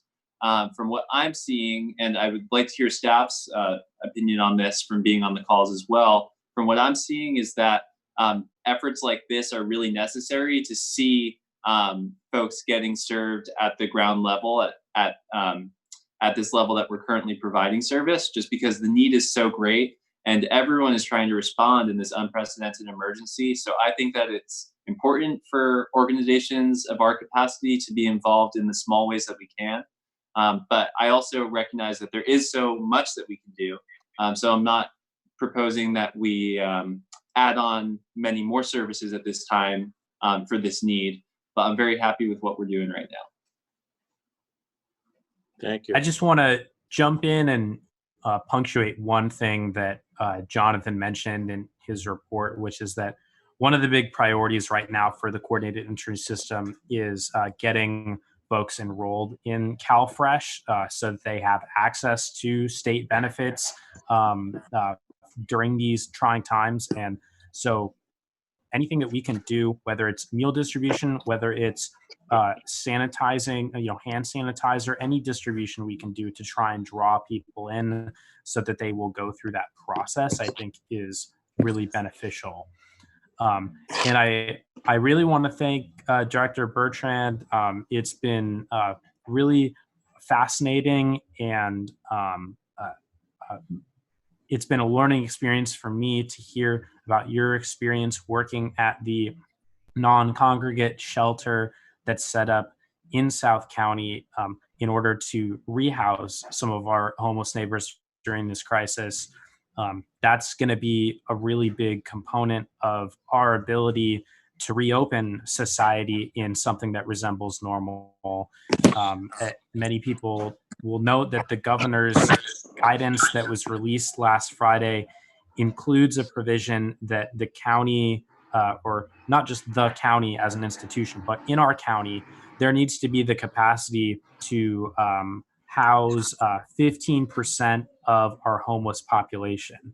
And we're about halfway there right now. The county as an institution sounds like is going to continue making progress towards that goal. But just the fact that the governor saw fit to include that as instrumental for us to have our economy reopen, I think really punctuates how important and how connected we all are with our homeless neighbors. And we can't really think about this as being in a vacuum from any other part of the pandemic. I'm going to talk later, or I can even give a little bit of a synopsis now if everyone has an appetite for it. I was going to say for my report about the reopening committee and some of the conversations that we've had. But I really see all these efforts as interlinked together. And I really want to thank our staff, and especially the United Way and Emily Allen for all of the work that they put in to get us to where we are now. And I'm glad to hear that this is not, we're not first on the list, that Emily in her true sort of hustling mentality is exhausting all different options to try and make this happen. But I think it'll be good for us to be there if it becomes necessary to help with outreach. Yes, and Spencer, I'll also mention that in addition to just wanting to be there for the individual welfare of these folks, one thing that we all need to keep in mind too is just the scale of this issue, that it's affecting more folks than it has in the past. We're hearing from community members about their concerns about what they're seeing. We're hearing from businesses about concerns. And just walking around the community, you see a high level of human suffering on our streets and in our parks. And this is not just responding to meeting folks' individual needs, but also responding to a big call from the community for more to be done. So that's also why I really feel justified in the efforts that we are doing. For those who haven't been in Isla Vista over the past several weeks, come by and let's walk around the parks, walk around some of the area around our office and the loop, and I think you'll see what the situation is. There are a lot of folks out there who need help. So just these small efforts make a big difference. Thank you, Director Bertrand. I'm going to go over to Director Freeman. So for what it's worth, I very much appreciate the idea that this is at least within some of our short lifetimes, including mine, this is an unprecedented scenario. And I wouldn't speak for some of the people who've been here longer than this, but certainly this feels very novel to me, and this is something that is it's a very deep problem that we're all trying to figure out solutions for. This is the, if you think about it though, like let's say we were a water district, to make it more obvious, right? And so you're a water district, and then the question comes like, should the water district be attempting to provide a food distribution program? Should the water district be attempting to? And maybe the answer is yes. I mean, I'm not necessarily saying that you would assuming what your answer would be, but I think that it brings to mind more of like what's going on, at least when I'm talking about these issues about would a water district do that? Now, our district is more general purpose than a water district, but it's because we've got 8 powers instead of 1 power. It's not that we are as you were just talking about, like, if you're like, the cities and counties and states, we don't really have a general mandate on our government. And this is one of the reasons why, right? I mean, when we were trying to figure out what we wanted to do with governments, I really wanted to see if like a city would work, and it didn't seem to really financially work at the time.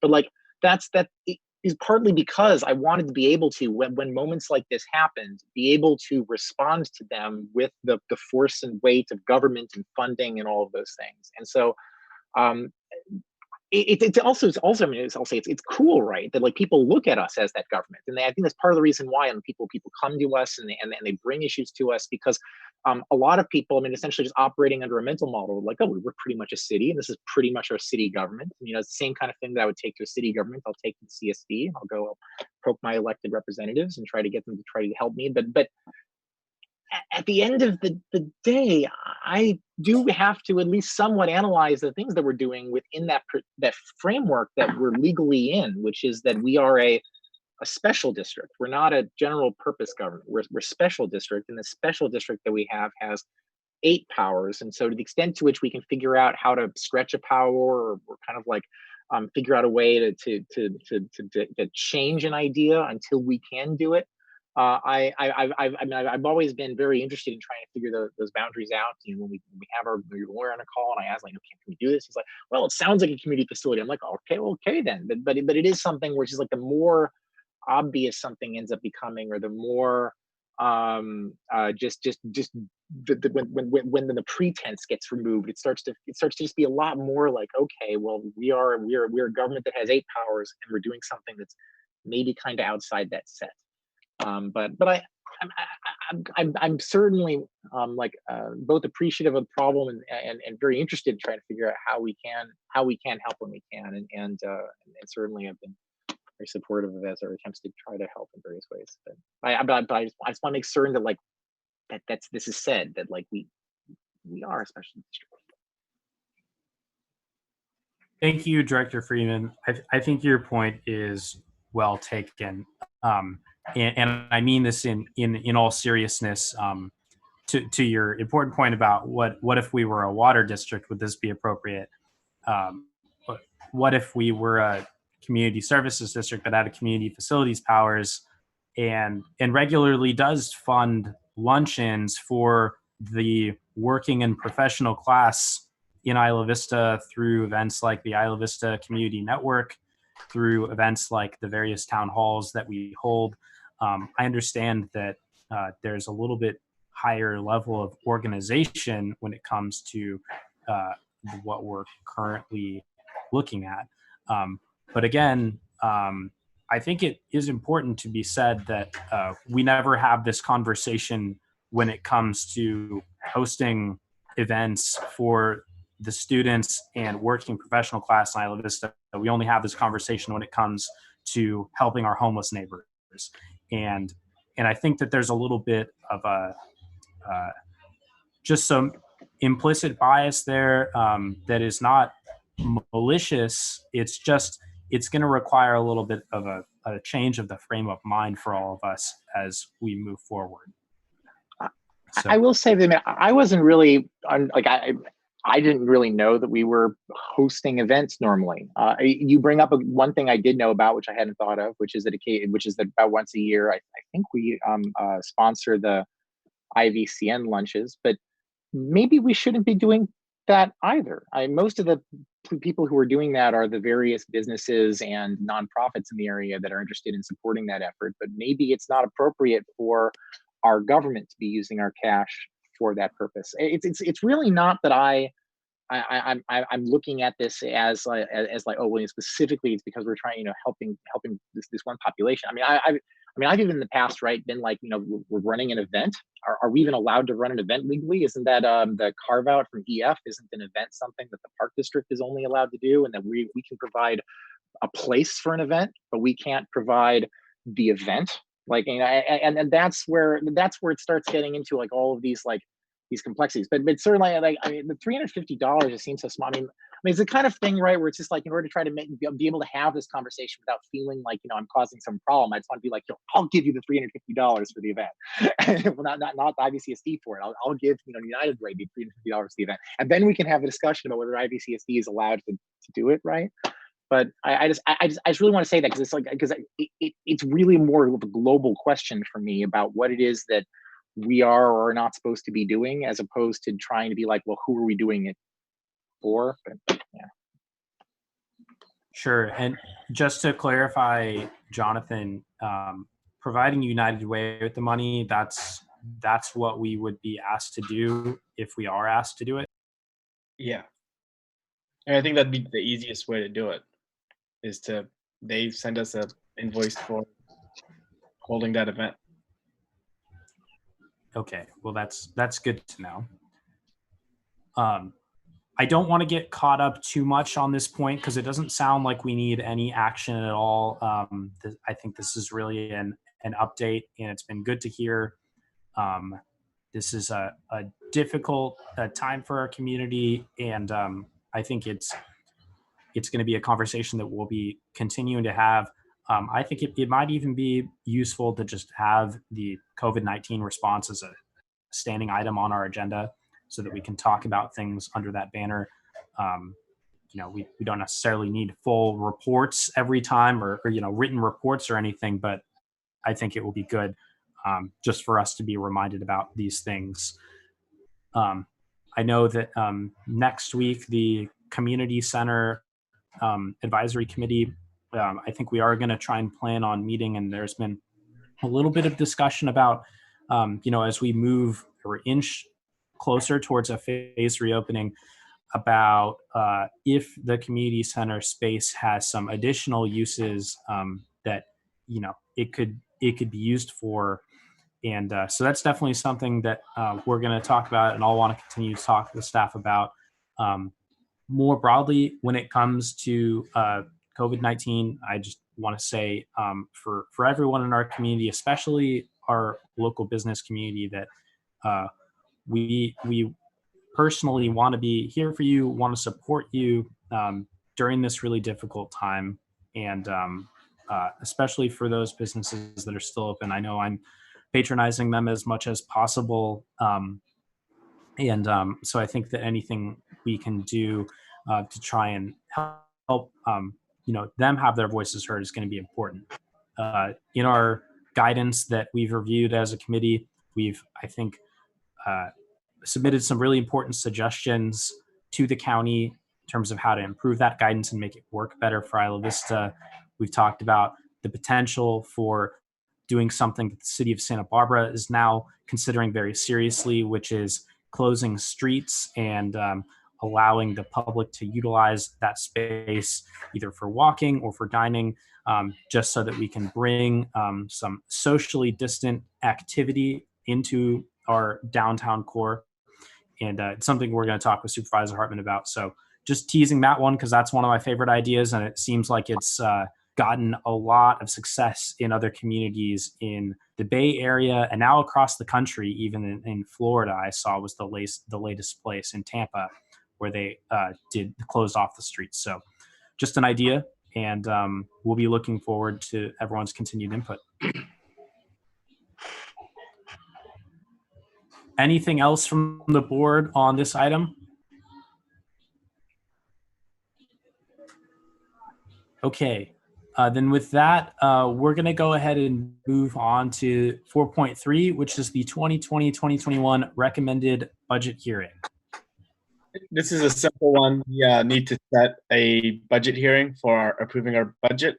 And I had originally talked about doing it on June 9th, but I think I put that timeline before the world was upended. So I'm just saying June 23rd, so we get a little more time to work out any details we need to work out to approve a good final budget. So we just need to make a motion to set that as the date for the budget.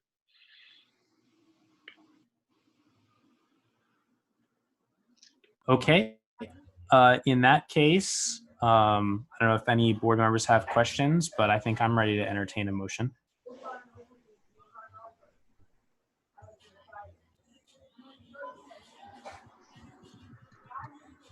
Sorry, Jonathan, could you say the ideal date one more time? June 23rd. Okay, I'll move that we have our 2020-2021 budget hearing on June 23rd. I will second that motion. Okay, motion is made by Bertrand and seconded by Freeman. Is there any public comment? I just wanted to add one more thing I didn't mention is at the big advantage of the 23rd, and it'll give us, just a short amount of time to react to it, but at the very least, on the 23rd, we'll have the revenue for May known. And so we'll know if it's a huge drop or a minor drop or no drop. We'll at least have 2 data points of April and May instead of just April.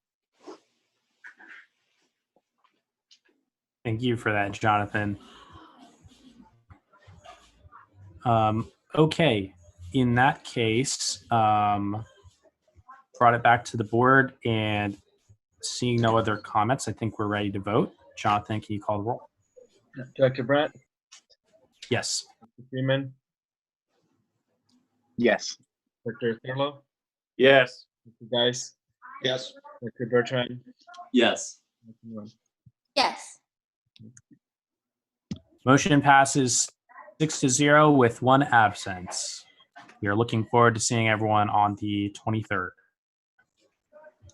Okay, with that, we're going to go to the last action item, which is the district staff structure update. I know Jonathan and Deborah have been working hard on this, so I'll turn it over to you to present it.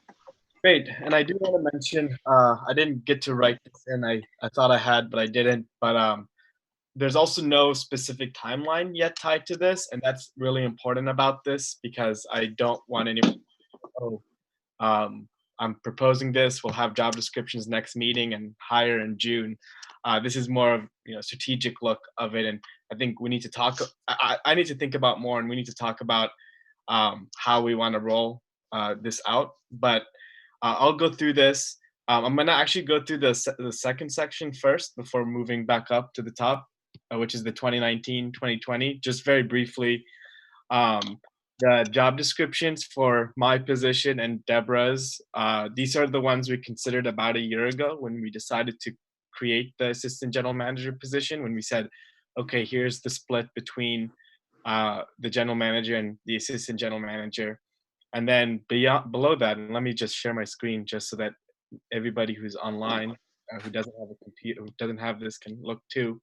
And then below that is the job descriptions that were set by Ivy Youth Projects for the 2 positions that they hired under our grant. So even though those weren't our staff, they were essentially 2 staff positions that we paid for to do work on behalf of the district. So I included them here. I didn't include the internship. That's its own separate program with a very specific purpose and limited time frame. So it doesn't interact. I don't want to count it as part of the regular operations. It's more of a specialized thing we do as a benefit for the community and to get extra help. But I don't want to put the foundation of part of the district on the internship, since that doesn't always work out the way you want it to, and temporary employees and much shorter hours per week. So this is the situation this year right now. Obviously, the Ivy Community Center director and assistant director are vacant positions. And that's given us an opportunity to reassess where we're at and how we want to move forward with the positions, and kind of at least have had now 8 months seeing how those positions kind of played out. Maybe not as upfront as we'd like to, since they weren't directly part of our organization, but as upfront as you could. So in terms of for moving forward, one of the things the board said is we want to in-house those positions, and we want to see how they can be part of our staff. And in putting those into our structure and thinking about what our structure should look like, because there's a lot of different ways to set up a staff structure. It could be really hierarchical. It could be more flat. I personally am more inclined towards the flat model than the hierarchical model. But again, this is why I'm putting this on, because again, I don't want this to seem like it's final. I really want to workshop this and give and take what we think is important and what's not important. And so where I'm at with this is, so my position I think has held pretty consistent of what I do, but I did add one of the roles that the general manager should be playing is these new program development, these new projects that are being carried out by, or put in place by the board. Other than that, this is pretty the same as we've always had it, as what the general manager's job is. The needing to supervise more employees these days than before, but this is the job description for the GM. The assistant general manager position, which is Deborah, has been now more, we're putting it down as operations. So she'll be continue focus on the rental housing mediation program, continue working on finances, continue supporting the board meetings. But one thing that Deborah has a great talent for, and we didn't include, or two things she has a great talent for that we didn't include in the original job description, is facilities and human resources. And Deborah's been critical for our organization in handling those two areas. So these are newer responsibilities that we're going to want to formally add into the job description, since they're not explicitly in there right now. And the rest of it is still pretty much the same, assisting the general manager. One new position I've talked about in the budget discussion, and I didn't fully flesh this one out yet, I'm still wanting to talk with our mediation work group, is a support position, an intern. It could be subtracting one of the public policy interns, or it could be a more dedicated one, but an intern position that's really focused on promoting the rental housing mediation program and really making sure it's as connected to the community as possible so that people can better use it. And I think we'll learn in the next month, once we have our mailer reach every household in Isla Vista, we can't have any excuse anymore that we didn't do enough promotion. So if the program's use goes up because we did do this promotion, I think it'll show that a justification for something like this is necessary, since as long as people know about it, it gets used. If use doesn't go up at all, and we've done this mailer, we can think about different directions to go in. The next position, and this is one where I'm unsure about when one should get hired, and I want to get your feedback on it, but it's the assistant general manager for community programs. This is pretty much the Isla Vista Community Center director position, but I think it should be pretty much only focused on that sub-program right now, but I also didn't want to hamstring the position to only be that, since some of our other community programs interact really well with the community center, like the Survivor Resource Center or the Compost Collective. And so I wanted it to be a little more broad in that sense, but like I put at the bottom note, I don't want this person dealing with all those other things. I'll deal with them, because I want them for their first year to be really focused on the community center. And so the job description is pretty much the same as the old job description. I did add a couple other things in there, like fundraising, which wasn't in before, working on grant writing for the community center. And so that's that position.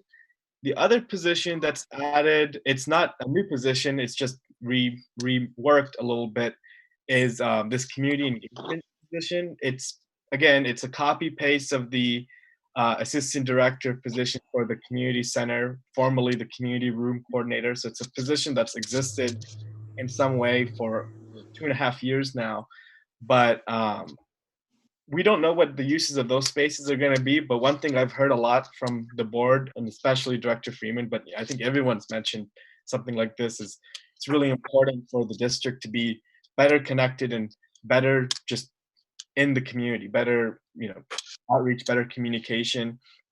And I think the role of this person can become something like a PIO, engagement coordinator. And I think the handling of the community room and being that face of interfacing with the public who wants to schedule the room kind of uniquely places them as a good person to do all that. Because scheduling requests for the room doesn't take a whole lot of time, but it could be part of a synchronous system where they are using that as another way to reach out to the community, and they're reaching out to the community and connecting them to what's going on at our facilities. So I'm thinking of this as more of a public information kind of role and public outreach role, but that has that specific function still tied into it, which is the scheduling reservation system. But I would say that this is a position that's more important to hire earlier than maybe the community programs position. But again, I could see the argument for doing both at the same time. I'm still thinking through it myself.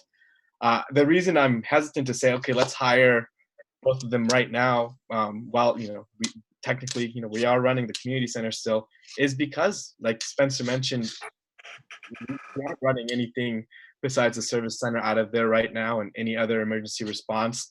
Don't know how long that's going to last, and don't know what the future of events is going to look like in general. But I think at the same time, we can say, oh, well, this position can be really focused on making sure that our facilities are delivering services and doing the best they can during shifting time. So I'd love to hear your feedback on how we roll this out and what order we do it in. But overall, this is the general thing I'm thinking. It's pretty much not a big change from before. It's slight changes where we're saying, okay, the community center director is doing that, plus eventually down the line, like a year out, they can start having more of a purview of other community programs we run, and then the assistant for that.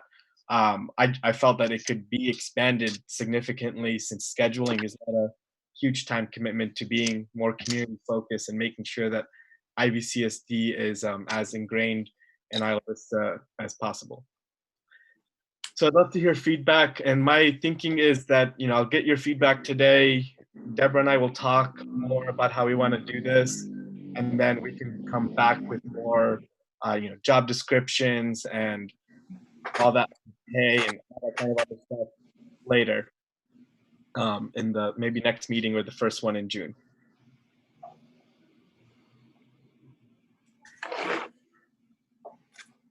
Thanks for Looks the good. presentation, Jonathan.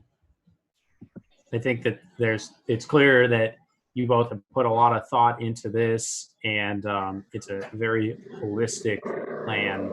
And it's good to see that it reflects a lot of the discussions that we've been having over the last, couple months or so, especially when it comes to the community engagement coordinator.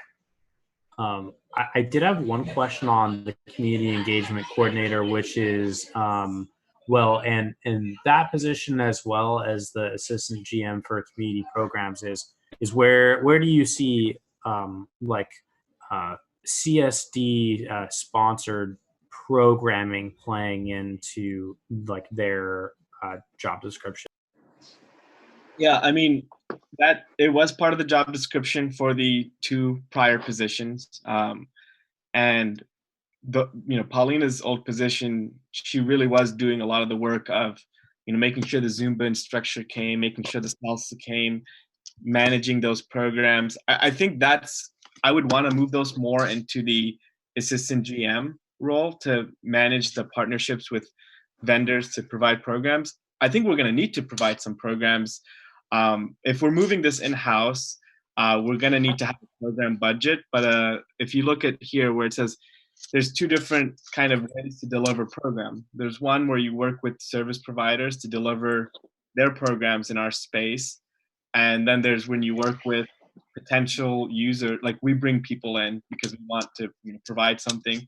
And then there's working with the people who just want to use the spaces to put on events that could be a service to the community.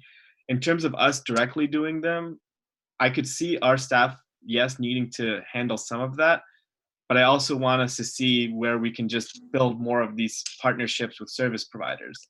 And sometimes that'll look really simple, like us, working with a small independent contractor to provide a Zumba class. And sometimes it's going to be maybe more complex, where we bring in the food bank to do a food distribution once a month. I made that up, but it could range between those two.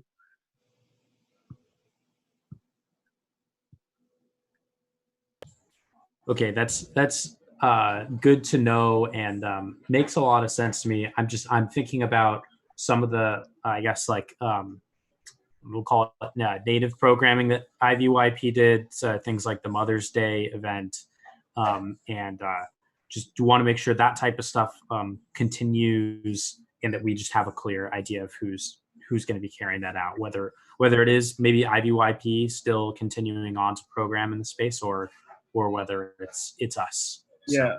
Well, the thing about the Mother's Day event specifically is while it was under the banner of IVYP, it was like our staff that did it, or the staff we paid for that did it. So if you just copy pasted 100% from before to now, it would say the community engagement coordinator would be responsible for planning that event. If you just say, oh, what happened in 2019, let's do that again in 2021, that would be it. But I think as the time changes, we can figure out how we can make sure we want to still have that event. And it could just be our person working with different groups to make that happen. Like, I know there's some fraternities and sororities that work specifically with the families. They could be brought in. Ivy Youth Projects could be part of having that event. So I think, it'll mature and grow. Maybe some events will get homes of their own.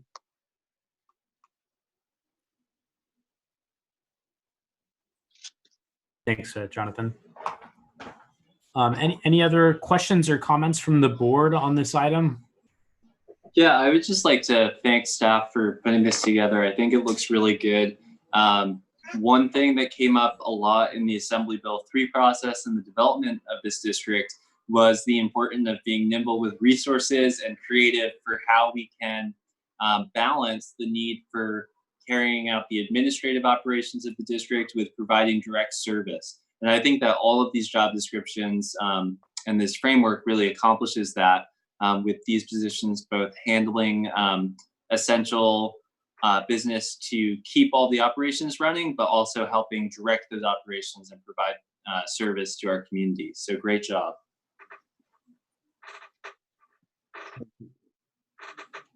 Thanks, Director Bertrand.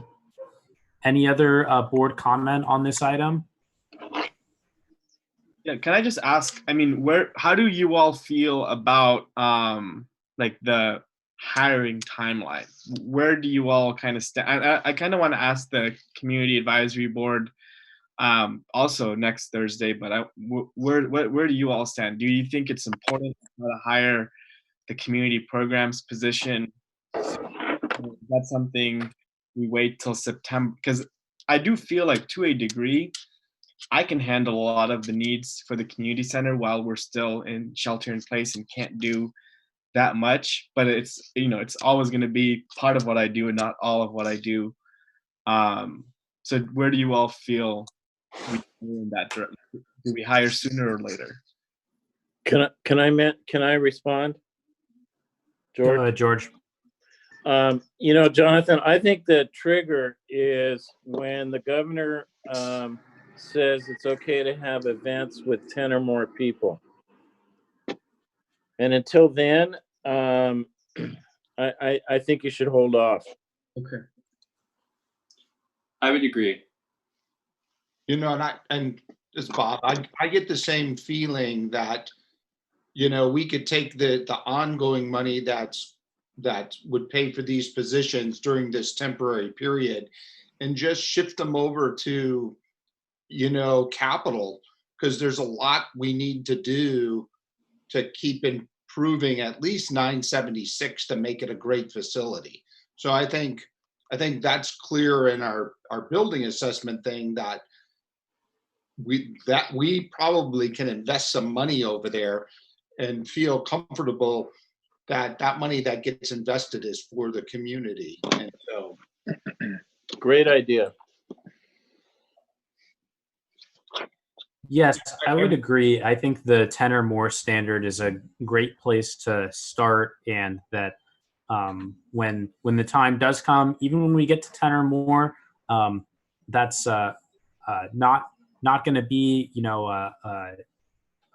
a short timeline for us having big events in that space, and that really a lot of the immediate activities that the AGM for community programs would be fulfilling would be, I think, working in concert with the advisory board to put in place both the strategic plan, or start to work on the strategic plan, and also figuring out some of the procedures for things that are outstanding. We still don't have a policy or procedures for how a private party would rent the space. And I know that's something that I've really seen as crucial, that we develop a policy that is equitable in that sense. So that's definitely something that I would throw out there, and I see that as probably being hired before the community engagement coordinator is being hired, since it seems like the community engagement coordinator, that position is really built around the idea of we've got events happening in the spaces and we're promoting them. And then also we're just promoting general community programs that the district is up to. So I guess there are potential programs that the district, would need to be publicized that are ongoing regardless of COVID-19. But I see the AGM really as sort of the anchor there for that sector.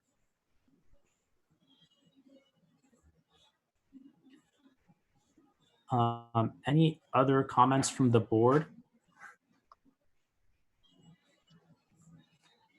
Okay, I'll open it up for public comment. Any comments from members of the public?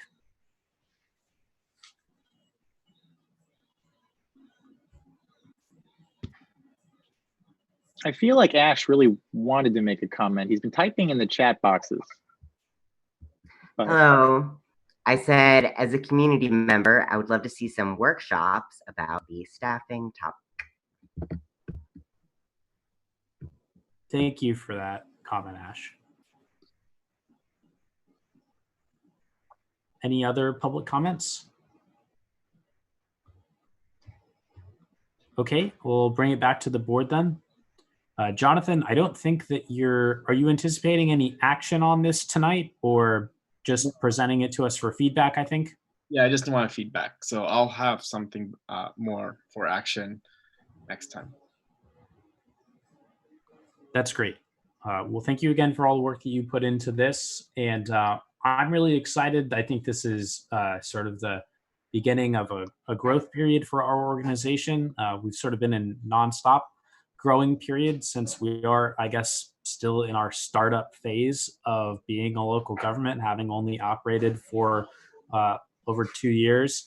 And I think it's an important step to sort of take some of these functions that we started to provide, but bring them in-house so that everything is coordinated and that we can do more by working together. So really excited to see what this brings. Okay, with that, I'm gonna close this item and we are gonna move on. I think first I'm gonna go over to section 6 reports, and then we're gonna go back to closed session so that we can not have to kick everyone out and then bring them back in. So we'll start off with reports. And the first is reports from members of the board. Any board members have reports?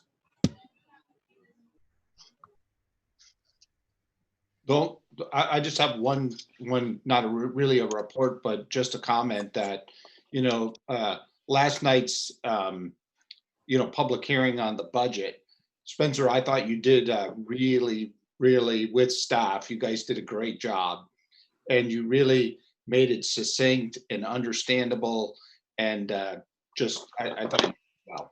So that's all. Well, thank you, Bob, and thank you to our staff for putting that process together. I'll talk a little bit about it when we get to the Finance Committee reports. I'll give a couple of items that have happened since we last met. First is that Director Freeman and I met with County Public Works about the Alternative Transportation Program grant and how our district can help with community engagement for that grant.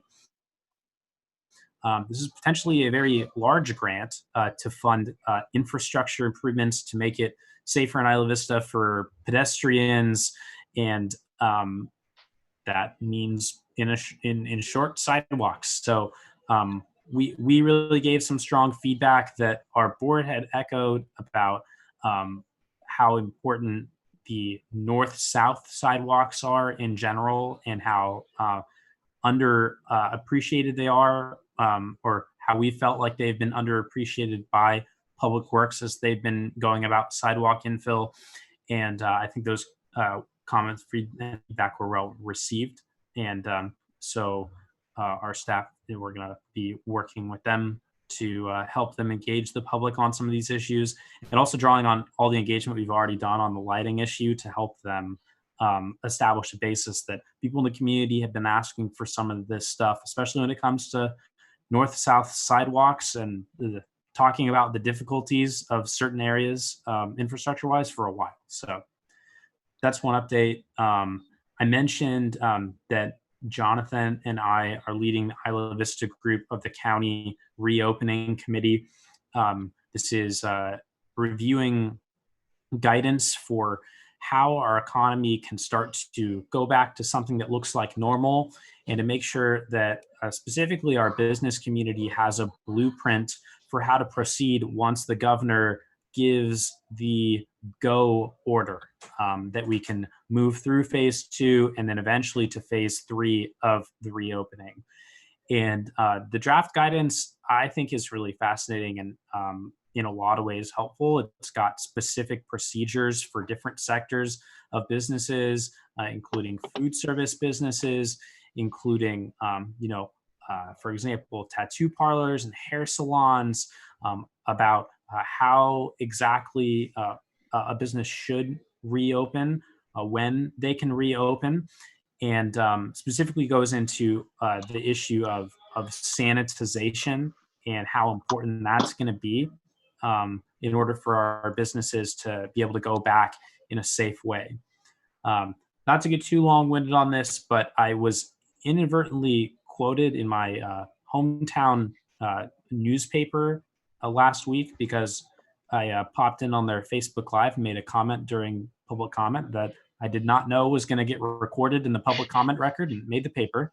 But I really think the gist of my comment was that we're doing a lot of good stuff here in Santa Barbara County to try and support businesses through this process and help give them for what reopening looks like, instead of just sort of pointing our finger at the state or the federal government for how they're handling the situation. And I'm definitely proud of that, and I'm proud of the buy-in that we've gotten. So, and I'm really thankful to our group of people that we have, which includes business owners, housing providers, and students as well, in order to sort of vet these criteria. So that's my report, and we'll move on to standing ad hoc committees. So Spencer, I'll actually give one thing as part of my report. Go ahead. Meant to bring this. Thank you. I meant to bring this up during our COVID-19 discussion earlier. But one thing that a number of folks have reached out to me about is a really serious concern about our working class families in Isla Vista, many of whom are out of work. And we think about all that these families bring to IV, and the importance of having year-round residents, and the importance of IV being a place where kids can grow up and all of that. And really a lot of that is threatened right now by a lot of parents being out of work. So I'm not exactly sure what our board should be thinking of doing right now, but let's just keep that in mind, because there's a large number of these families that work in the service sector, whether that's at restaurants, working in hospitality, stuff like that. And with those paychecks not coming in, and with some of those families not qualifying for government assistance, such as the CARES Act or unemployment, there's some particular vulnerabilities. So let's just all keep that in mind. Spencer, can I ask a question? Go ahead, Director Thurlow, and again, thank you for that, Director Bertrand. Yeah, Ethan, again, I want to circle back to data. How many families are in Isla Vista? Because I cannot get a straight answer on that, despite the fact that we have lots and lots of people who are working with the families. So can you give me a heads up on how many families are we talking about that live in Isla Vista? Yeah, I think that would be great for us to work on that number. Perhaps our staff can reach out to Isla Vista Elementary for some assistance on that. I for my first couple of years living in IV, I lived on Abrego Road and then Picasso Road. And in both of those streets, I was surrounded by families every day, many of whom had young children at Isla Vista Elementary School.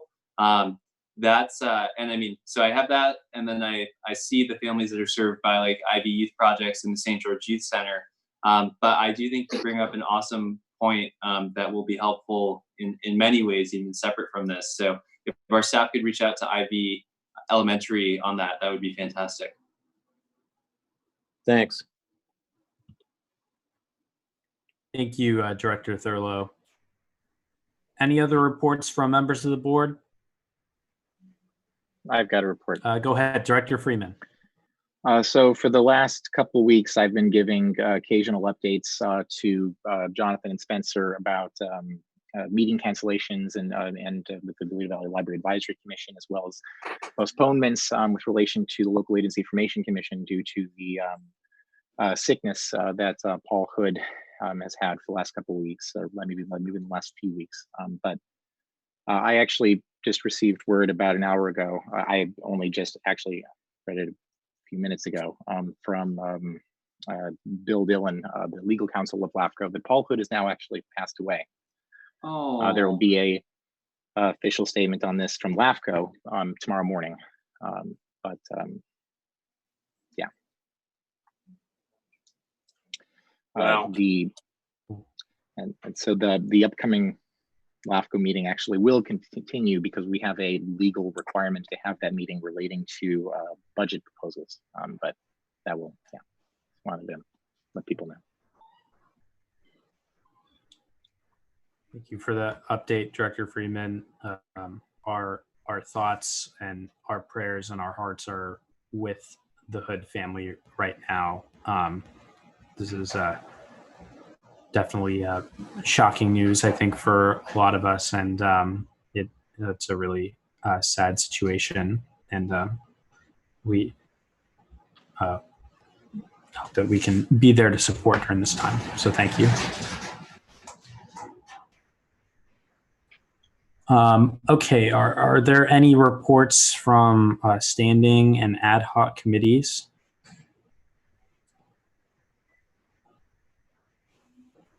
I can give a report from finance. So Bob mentioned that we had our town hall. It was a Zoom town hall on the budget last night, and I'm glad that Bob had some positive things to say about it. I thought that it was a positive experience too. But really, my main takeaway, thinking about the community engagement and town halls that we've had in the past before COVID-19, and comparing this to this, was just, man, it's really challenging to engage the community, virtually. We in the past, I think, have had packed houses in the community room to talk about some of these issues.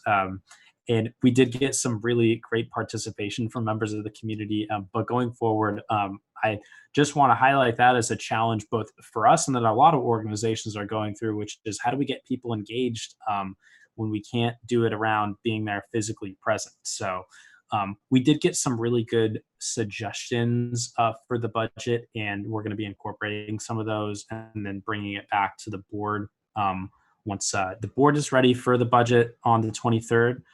And we are happy that we are able to get through that.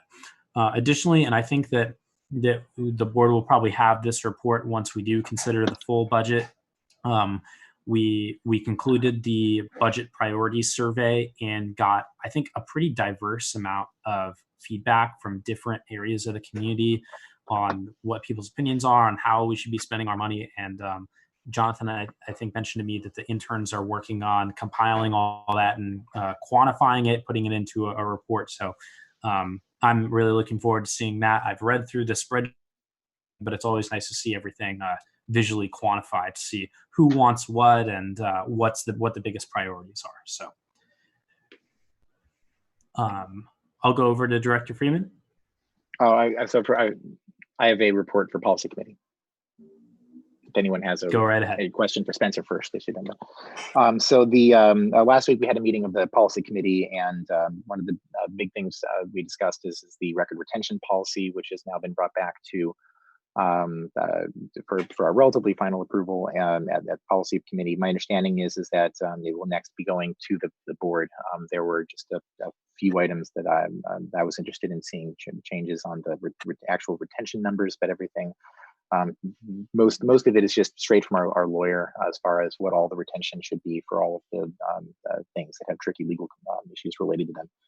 We also talked about our policy committee goals and the one of the questions has come up about whether we should continue to have or really attempt to have policy committee as often as we did, or whether we should have it somewhat less often in order to give staff more time in order to be able to prepare policies, which actually was one of the reasons why we do not yet have something to bring back on the press release policy. Is staff has been very busy with a lot of things, and so it hasn't had quite enough time in order to be able to finish consolidating all of the research that we had tasked them with as of the last time we had talked about that policy. But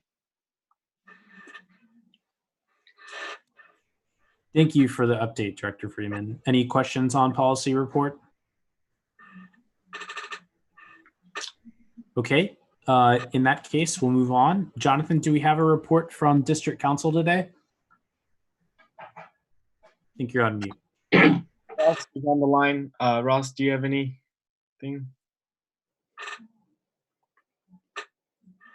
Firm and I just wanted to share that my firm and I, we are constantly monitoring the pandemic situation and how it is impacting the different levels of government. But also we are keeping in contact with the various associations like the Special Districts Association, the League of California Cities, and the State County Association on resources that they're making available for their members. And I shared with Jonathan earlier today a marketplace of surplus items that's accessible for special districts through the SDA.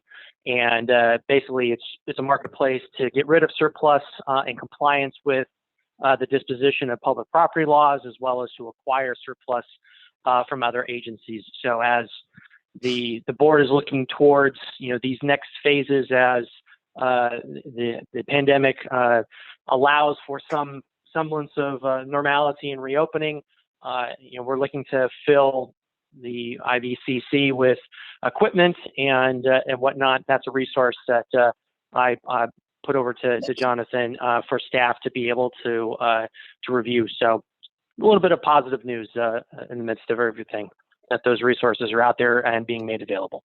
That's it. Can I ask a question of Ross? Go ahead, George. The state budget situation is beyond bad. I mean, it is dire. And I'm hearing people talk about the real bottom drops out the year after, which is 21-22.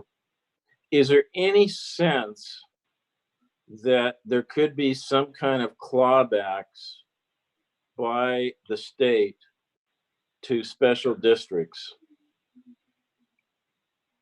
in terms of money?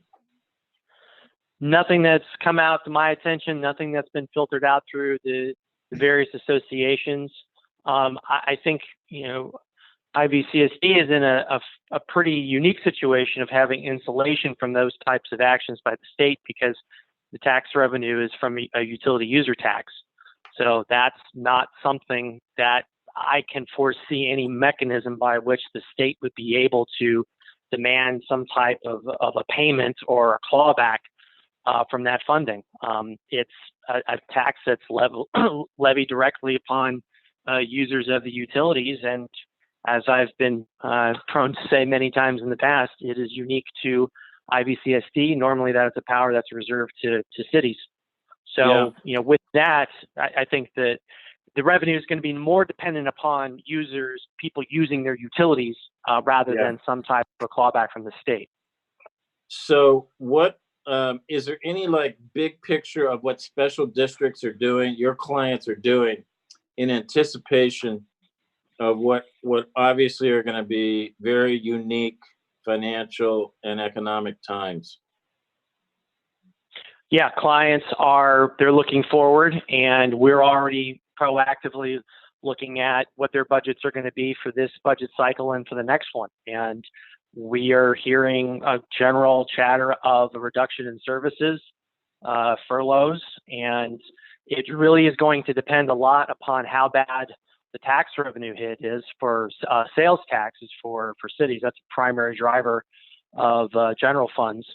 And there is a lot of concern over what level of impacts and cuts are going to be necessary in order for everything to pencil out. And I think there's a lot of focus on what's happening at the federal level, since the discussion at that level is more money directly to state and local governments, what that might be available. Another tool that I've asked William Ash, the Assistant General Counsel, to look at is there's our COVID recovery funds that are available through FEMA, and we're looking at, through all of our clients, identifying any places where there might be some type of a reimbursement. So, you know, a little bit more of a direct and immediate relief. And then the final thing is just looking forward to reserves. You know, thankfully, through the recovery over the past 10 years, a number of cities and special districts have been able to put away money in the reserve funds, but it's going to be a question of how long those reserves are going to last, which will be dependent upon the level of impact that the various health orders are going to be. You know, Mayor Garcetti in Los Angeles was speaking earlier today. The county health official in Los Angeles County was talking about extension of stay-at-home orders into July and August. You know, but Governor Newsom has issued his orders saying it's going to be on a county by county or regional type of an analysis about reopening. So, you know, there's a very fluid interplay between the various levels of government and the amount of support that's going to be coming down from the federal government, coupled with reserves and sales taxes, et cetera. So we're a business that's impacted by it as well. So we're watching all of these different avenues. So can we assume that if there's CARES for funding for local government agencies, that you're going to be on top of that for us? Yes, we're monitoring that for all of our clients. Yes. And do you think that's going to be COVID related losses, or is it just going to be flat, we'll give you money if you don't lay anybody off? Right now, the funding that's available that we are helping to coordinate is for direct impacts from COVID. So spending that the district has undertaken or expenses that it has incurred as a direct result of responding to the pandemic. So that includes such things as any legal fees that have been incurred by our office in looking up the various health regulations and helping implement that at the staff level, to purchases, et cetera. So what will how about loss of revenue from rental of the community center? That's going to be more like something that we would expect to see coming down in this next proposed package from the federal level. Right, that's what I meant. Right. Yeah, and let me jump in there on the next round of funding, because I've been briefed on this, that this is all really up in the air. Funding for local and state governments on things that are general losses of revenue are being proposed in the House's bill right now. But if that's something that we're going to get, I think would encourage folks to call their federal legislators and tell them that that's a priority, that their local and state governments are made whole, because there's nothing set in stone regarding general losses of revenue for local and state governments right now. And I think, given that uncertainty, it's important for me to point out to the board that we, as a firm, given our culture and our dedication to serving public entities, it's over 99% of what we do, and what we've always done since the firm was founded in 2003 is we don't allow our clients to suffer, and we don't suffer with them. So in any instance where any of our clients are looking at some type of a cut to services or personnel, we've been in active discussions to make sure that their legal fees scale accordingly. So we see this as an opportunity to share the burden, to be able to provide the best level of support that we can to the elected officials and staff members who are out and supporting these various communities. And, we do what we can to shoulder that burden with them. So once the revenue starts coming in May, if it's looking like it's going to be bad, then obviously I'll be on the phone with Jonathan, making sure that whatever legal support is needed, you're going to have it and at a price point that works given everything else that's going on. Thank you. That's all I have. Thank you, Thank you. Ross. Thank you for your important update. I'm going to go on to item 6.4, report from general manager. Thank you. I have a little bit of a longer report today, but not too long. First thing is, after the meeting last time on April 29th, I ended up on a tour of the homeless encampments with Supervisor Hartman and Lieutenant Camarena and Deputy Schroeder and Kimberly Kiefer from IVRPD and some of their parks crew. I wasn't actually originally invited. I saw them and ended up catching a ride in the GEM car that we were about to buy. And we went to the different points in Isla Vista, and it is a pretty bad situation. But the conversation that they were focused more on was long-term, what kinds of different homeless housing can be in Isla Vista. So either like a second Pescadero Lofts or a tiny homes project, but it was just a general idea. And so I'll keep aware of what those discussions are and share them with you as they develop. The compost collective program is chugging along really well. Looks like July is when we'll start picking up compost from houses, and the team is still working on a plan to bring back to the board, and I'm reviewing it for how to do this in the long run and secure more funding. But they've had a good amount of success doing that so far, and we did get a request from Associated Students to place public recycling and compost bins all over the residential part of IV, and to have our staff pick them up. And our staff thought that we would be better suited to do one maybe in a public downtown part of IV and just compost, since trash and recycling is more squarely is Marburg's responsibility. But that's something that did come up, was a request made of the district, and our compost staff felt that they are not ready to take on a big expansion like that. I did talk about our census outreach. It's going well. Like I said, we made 300 calls, and 50 of those calls resulted in people filling out the census. Others were, voicemails or broken numbers. But we're adding more interns every day. One special thing is that UCSB has specific census funding that Viviana is administering. So UCSB interns can get paid from that money to make calls with us. So if anybody knows folks who are interested in that, who are intern staff at UC Santa Barbara, there's a way to get paid to make these calls from UCSB funding, and our interns are getting paid to do some, and they're recruiting volunteers actively.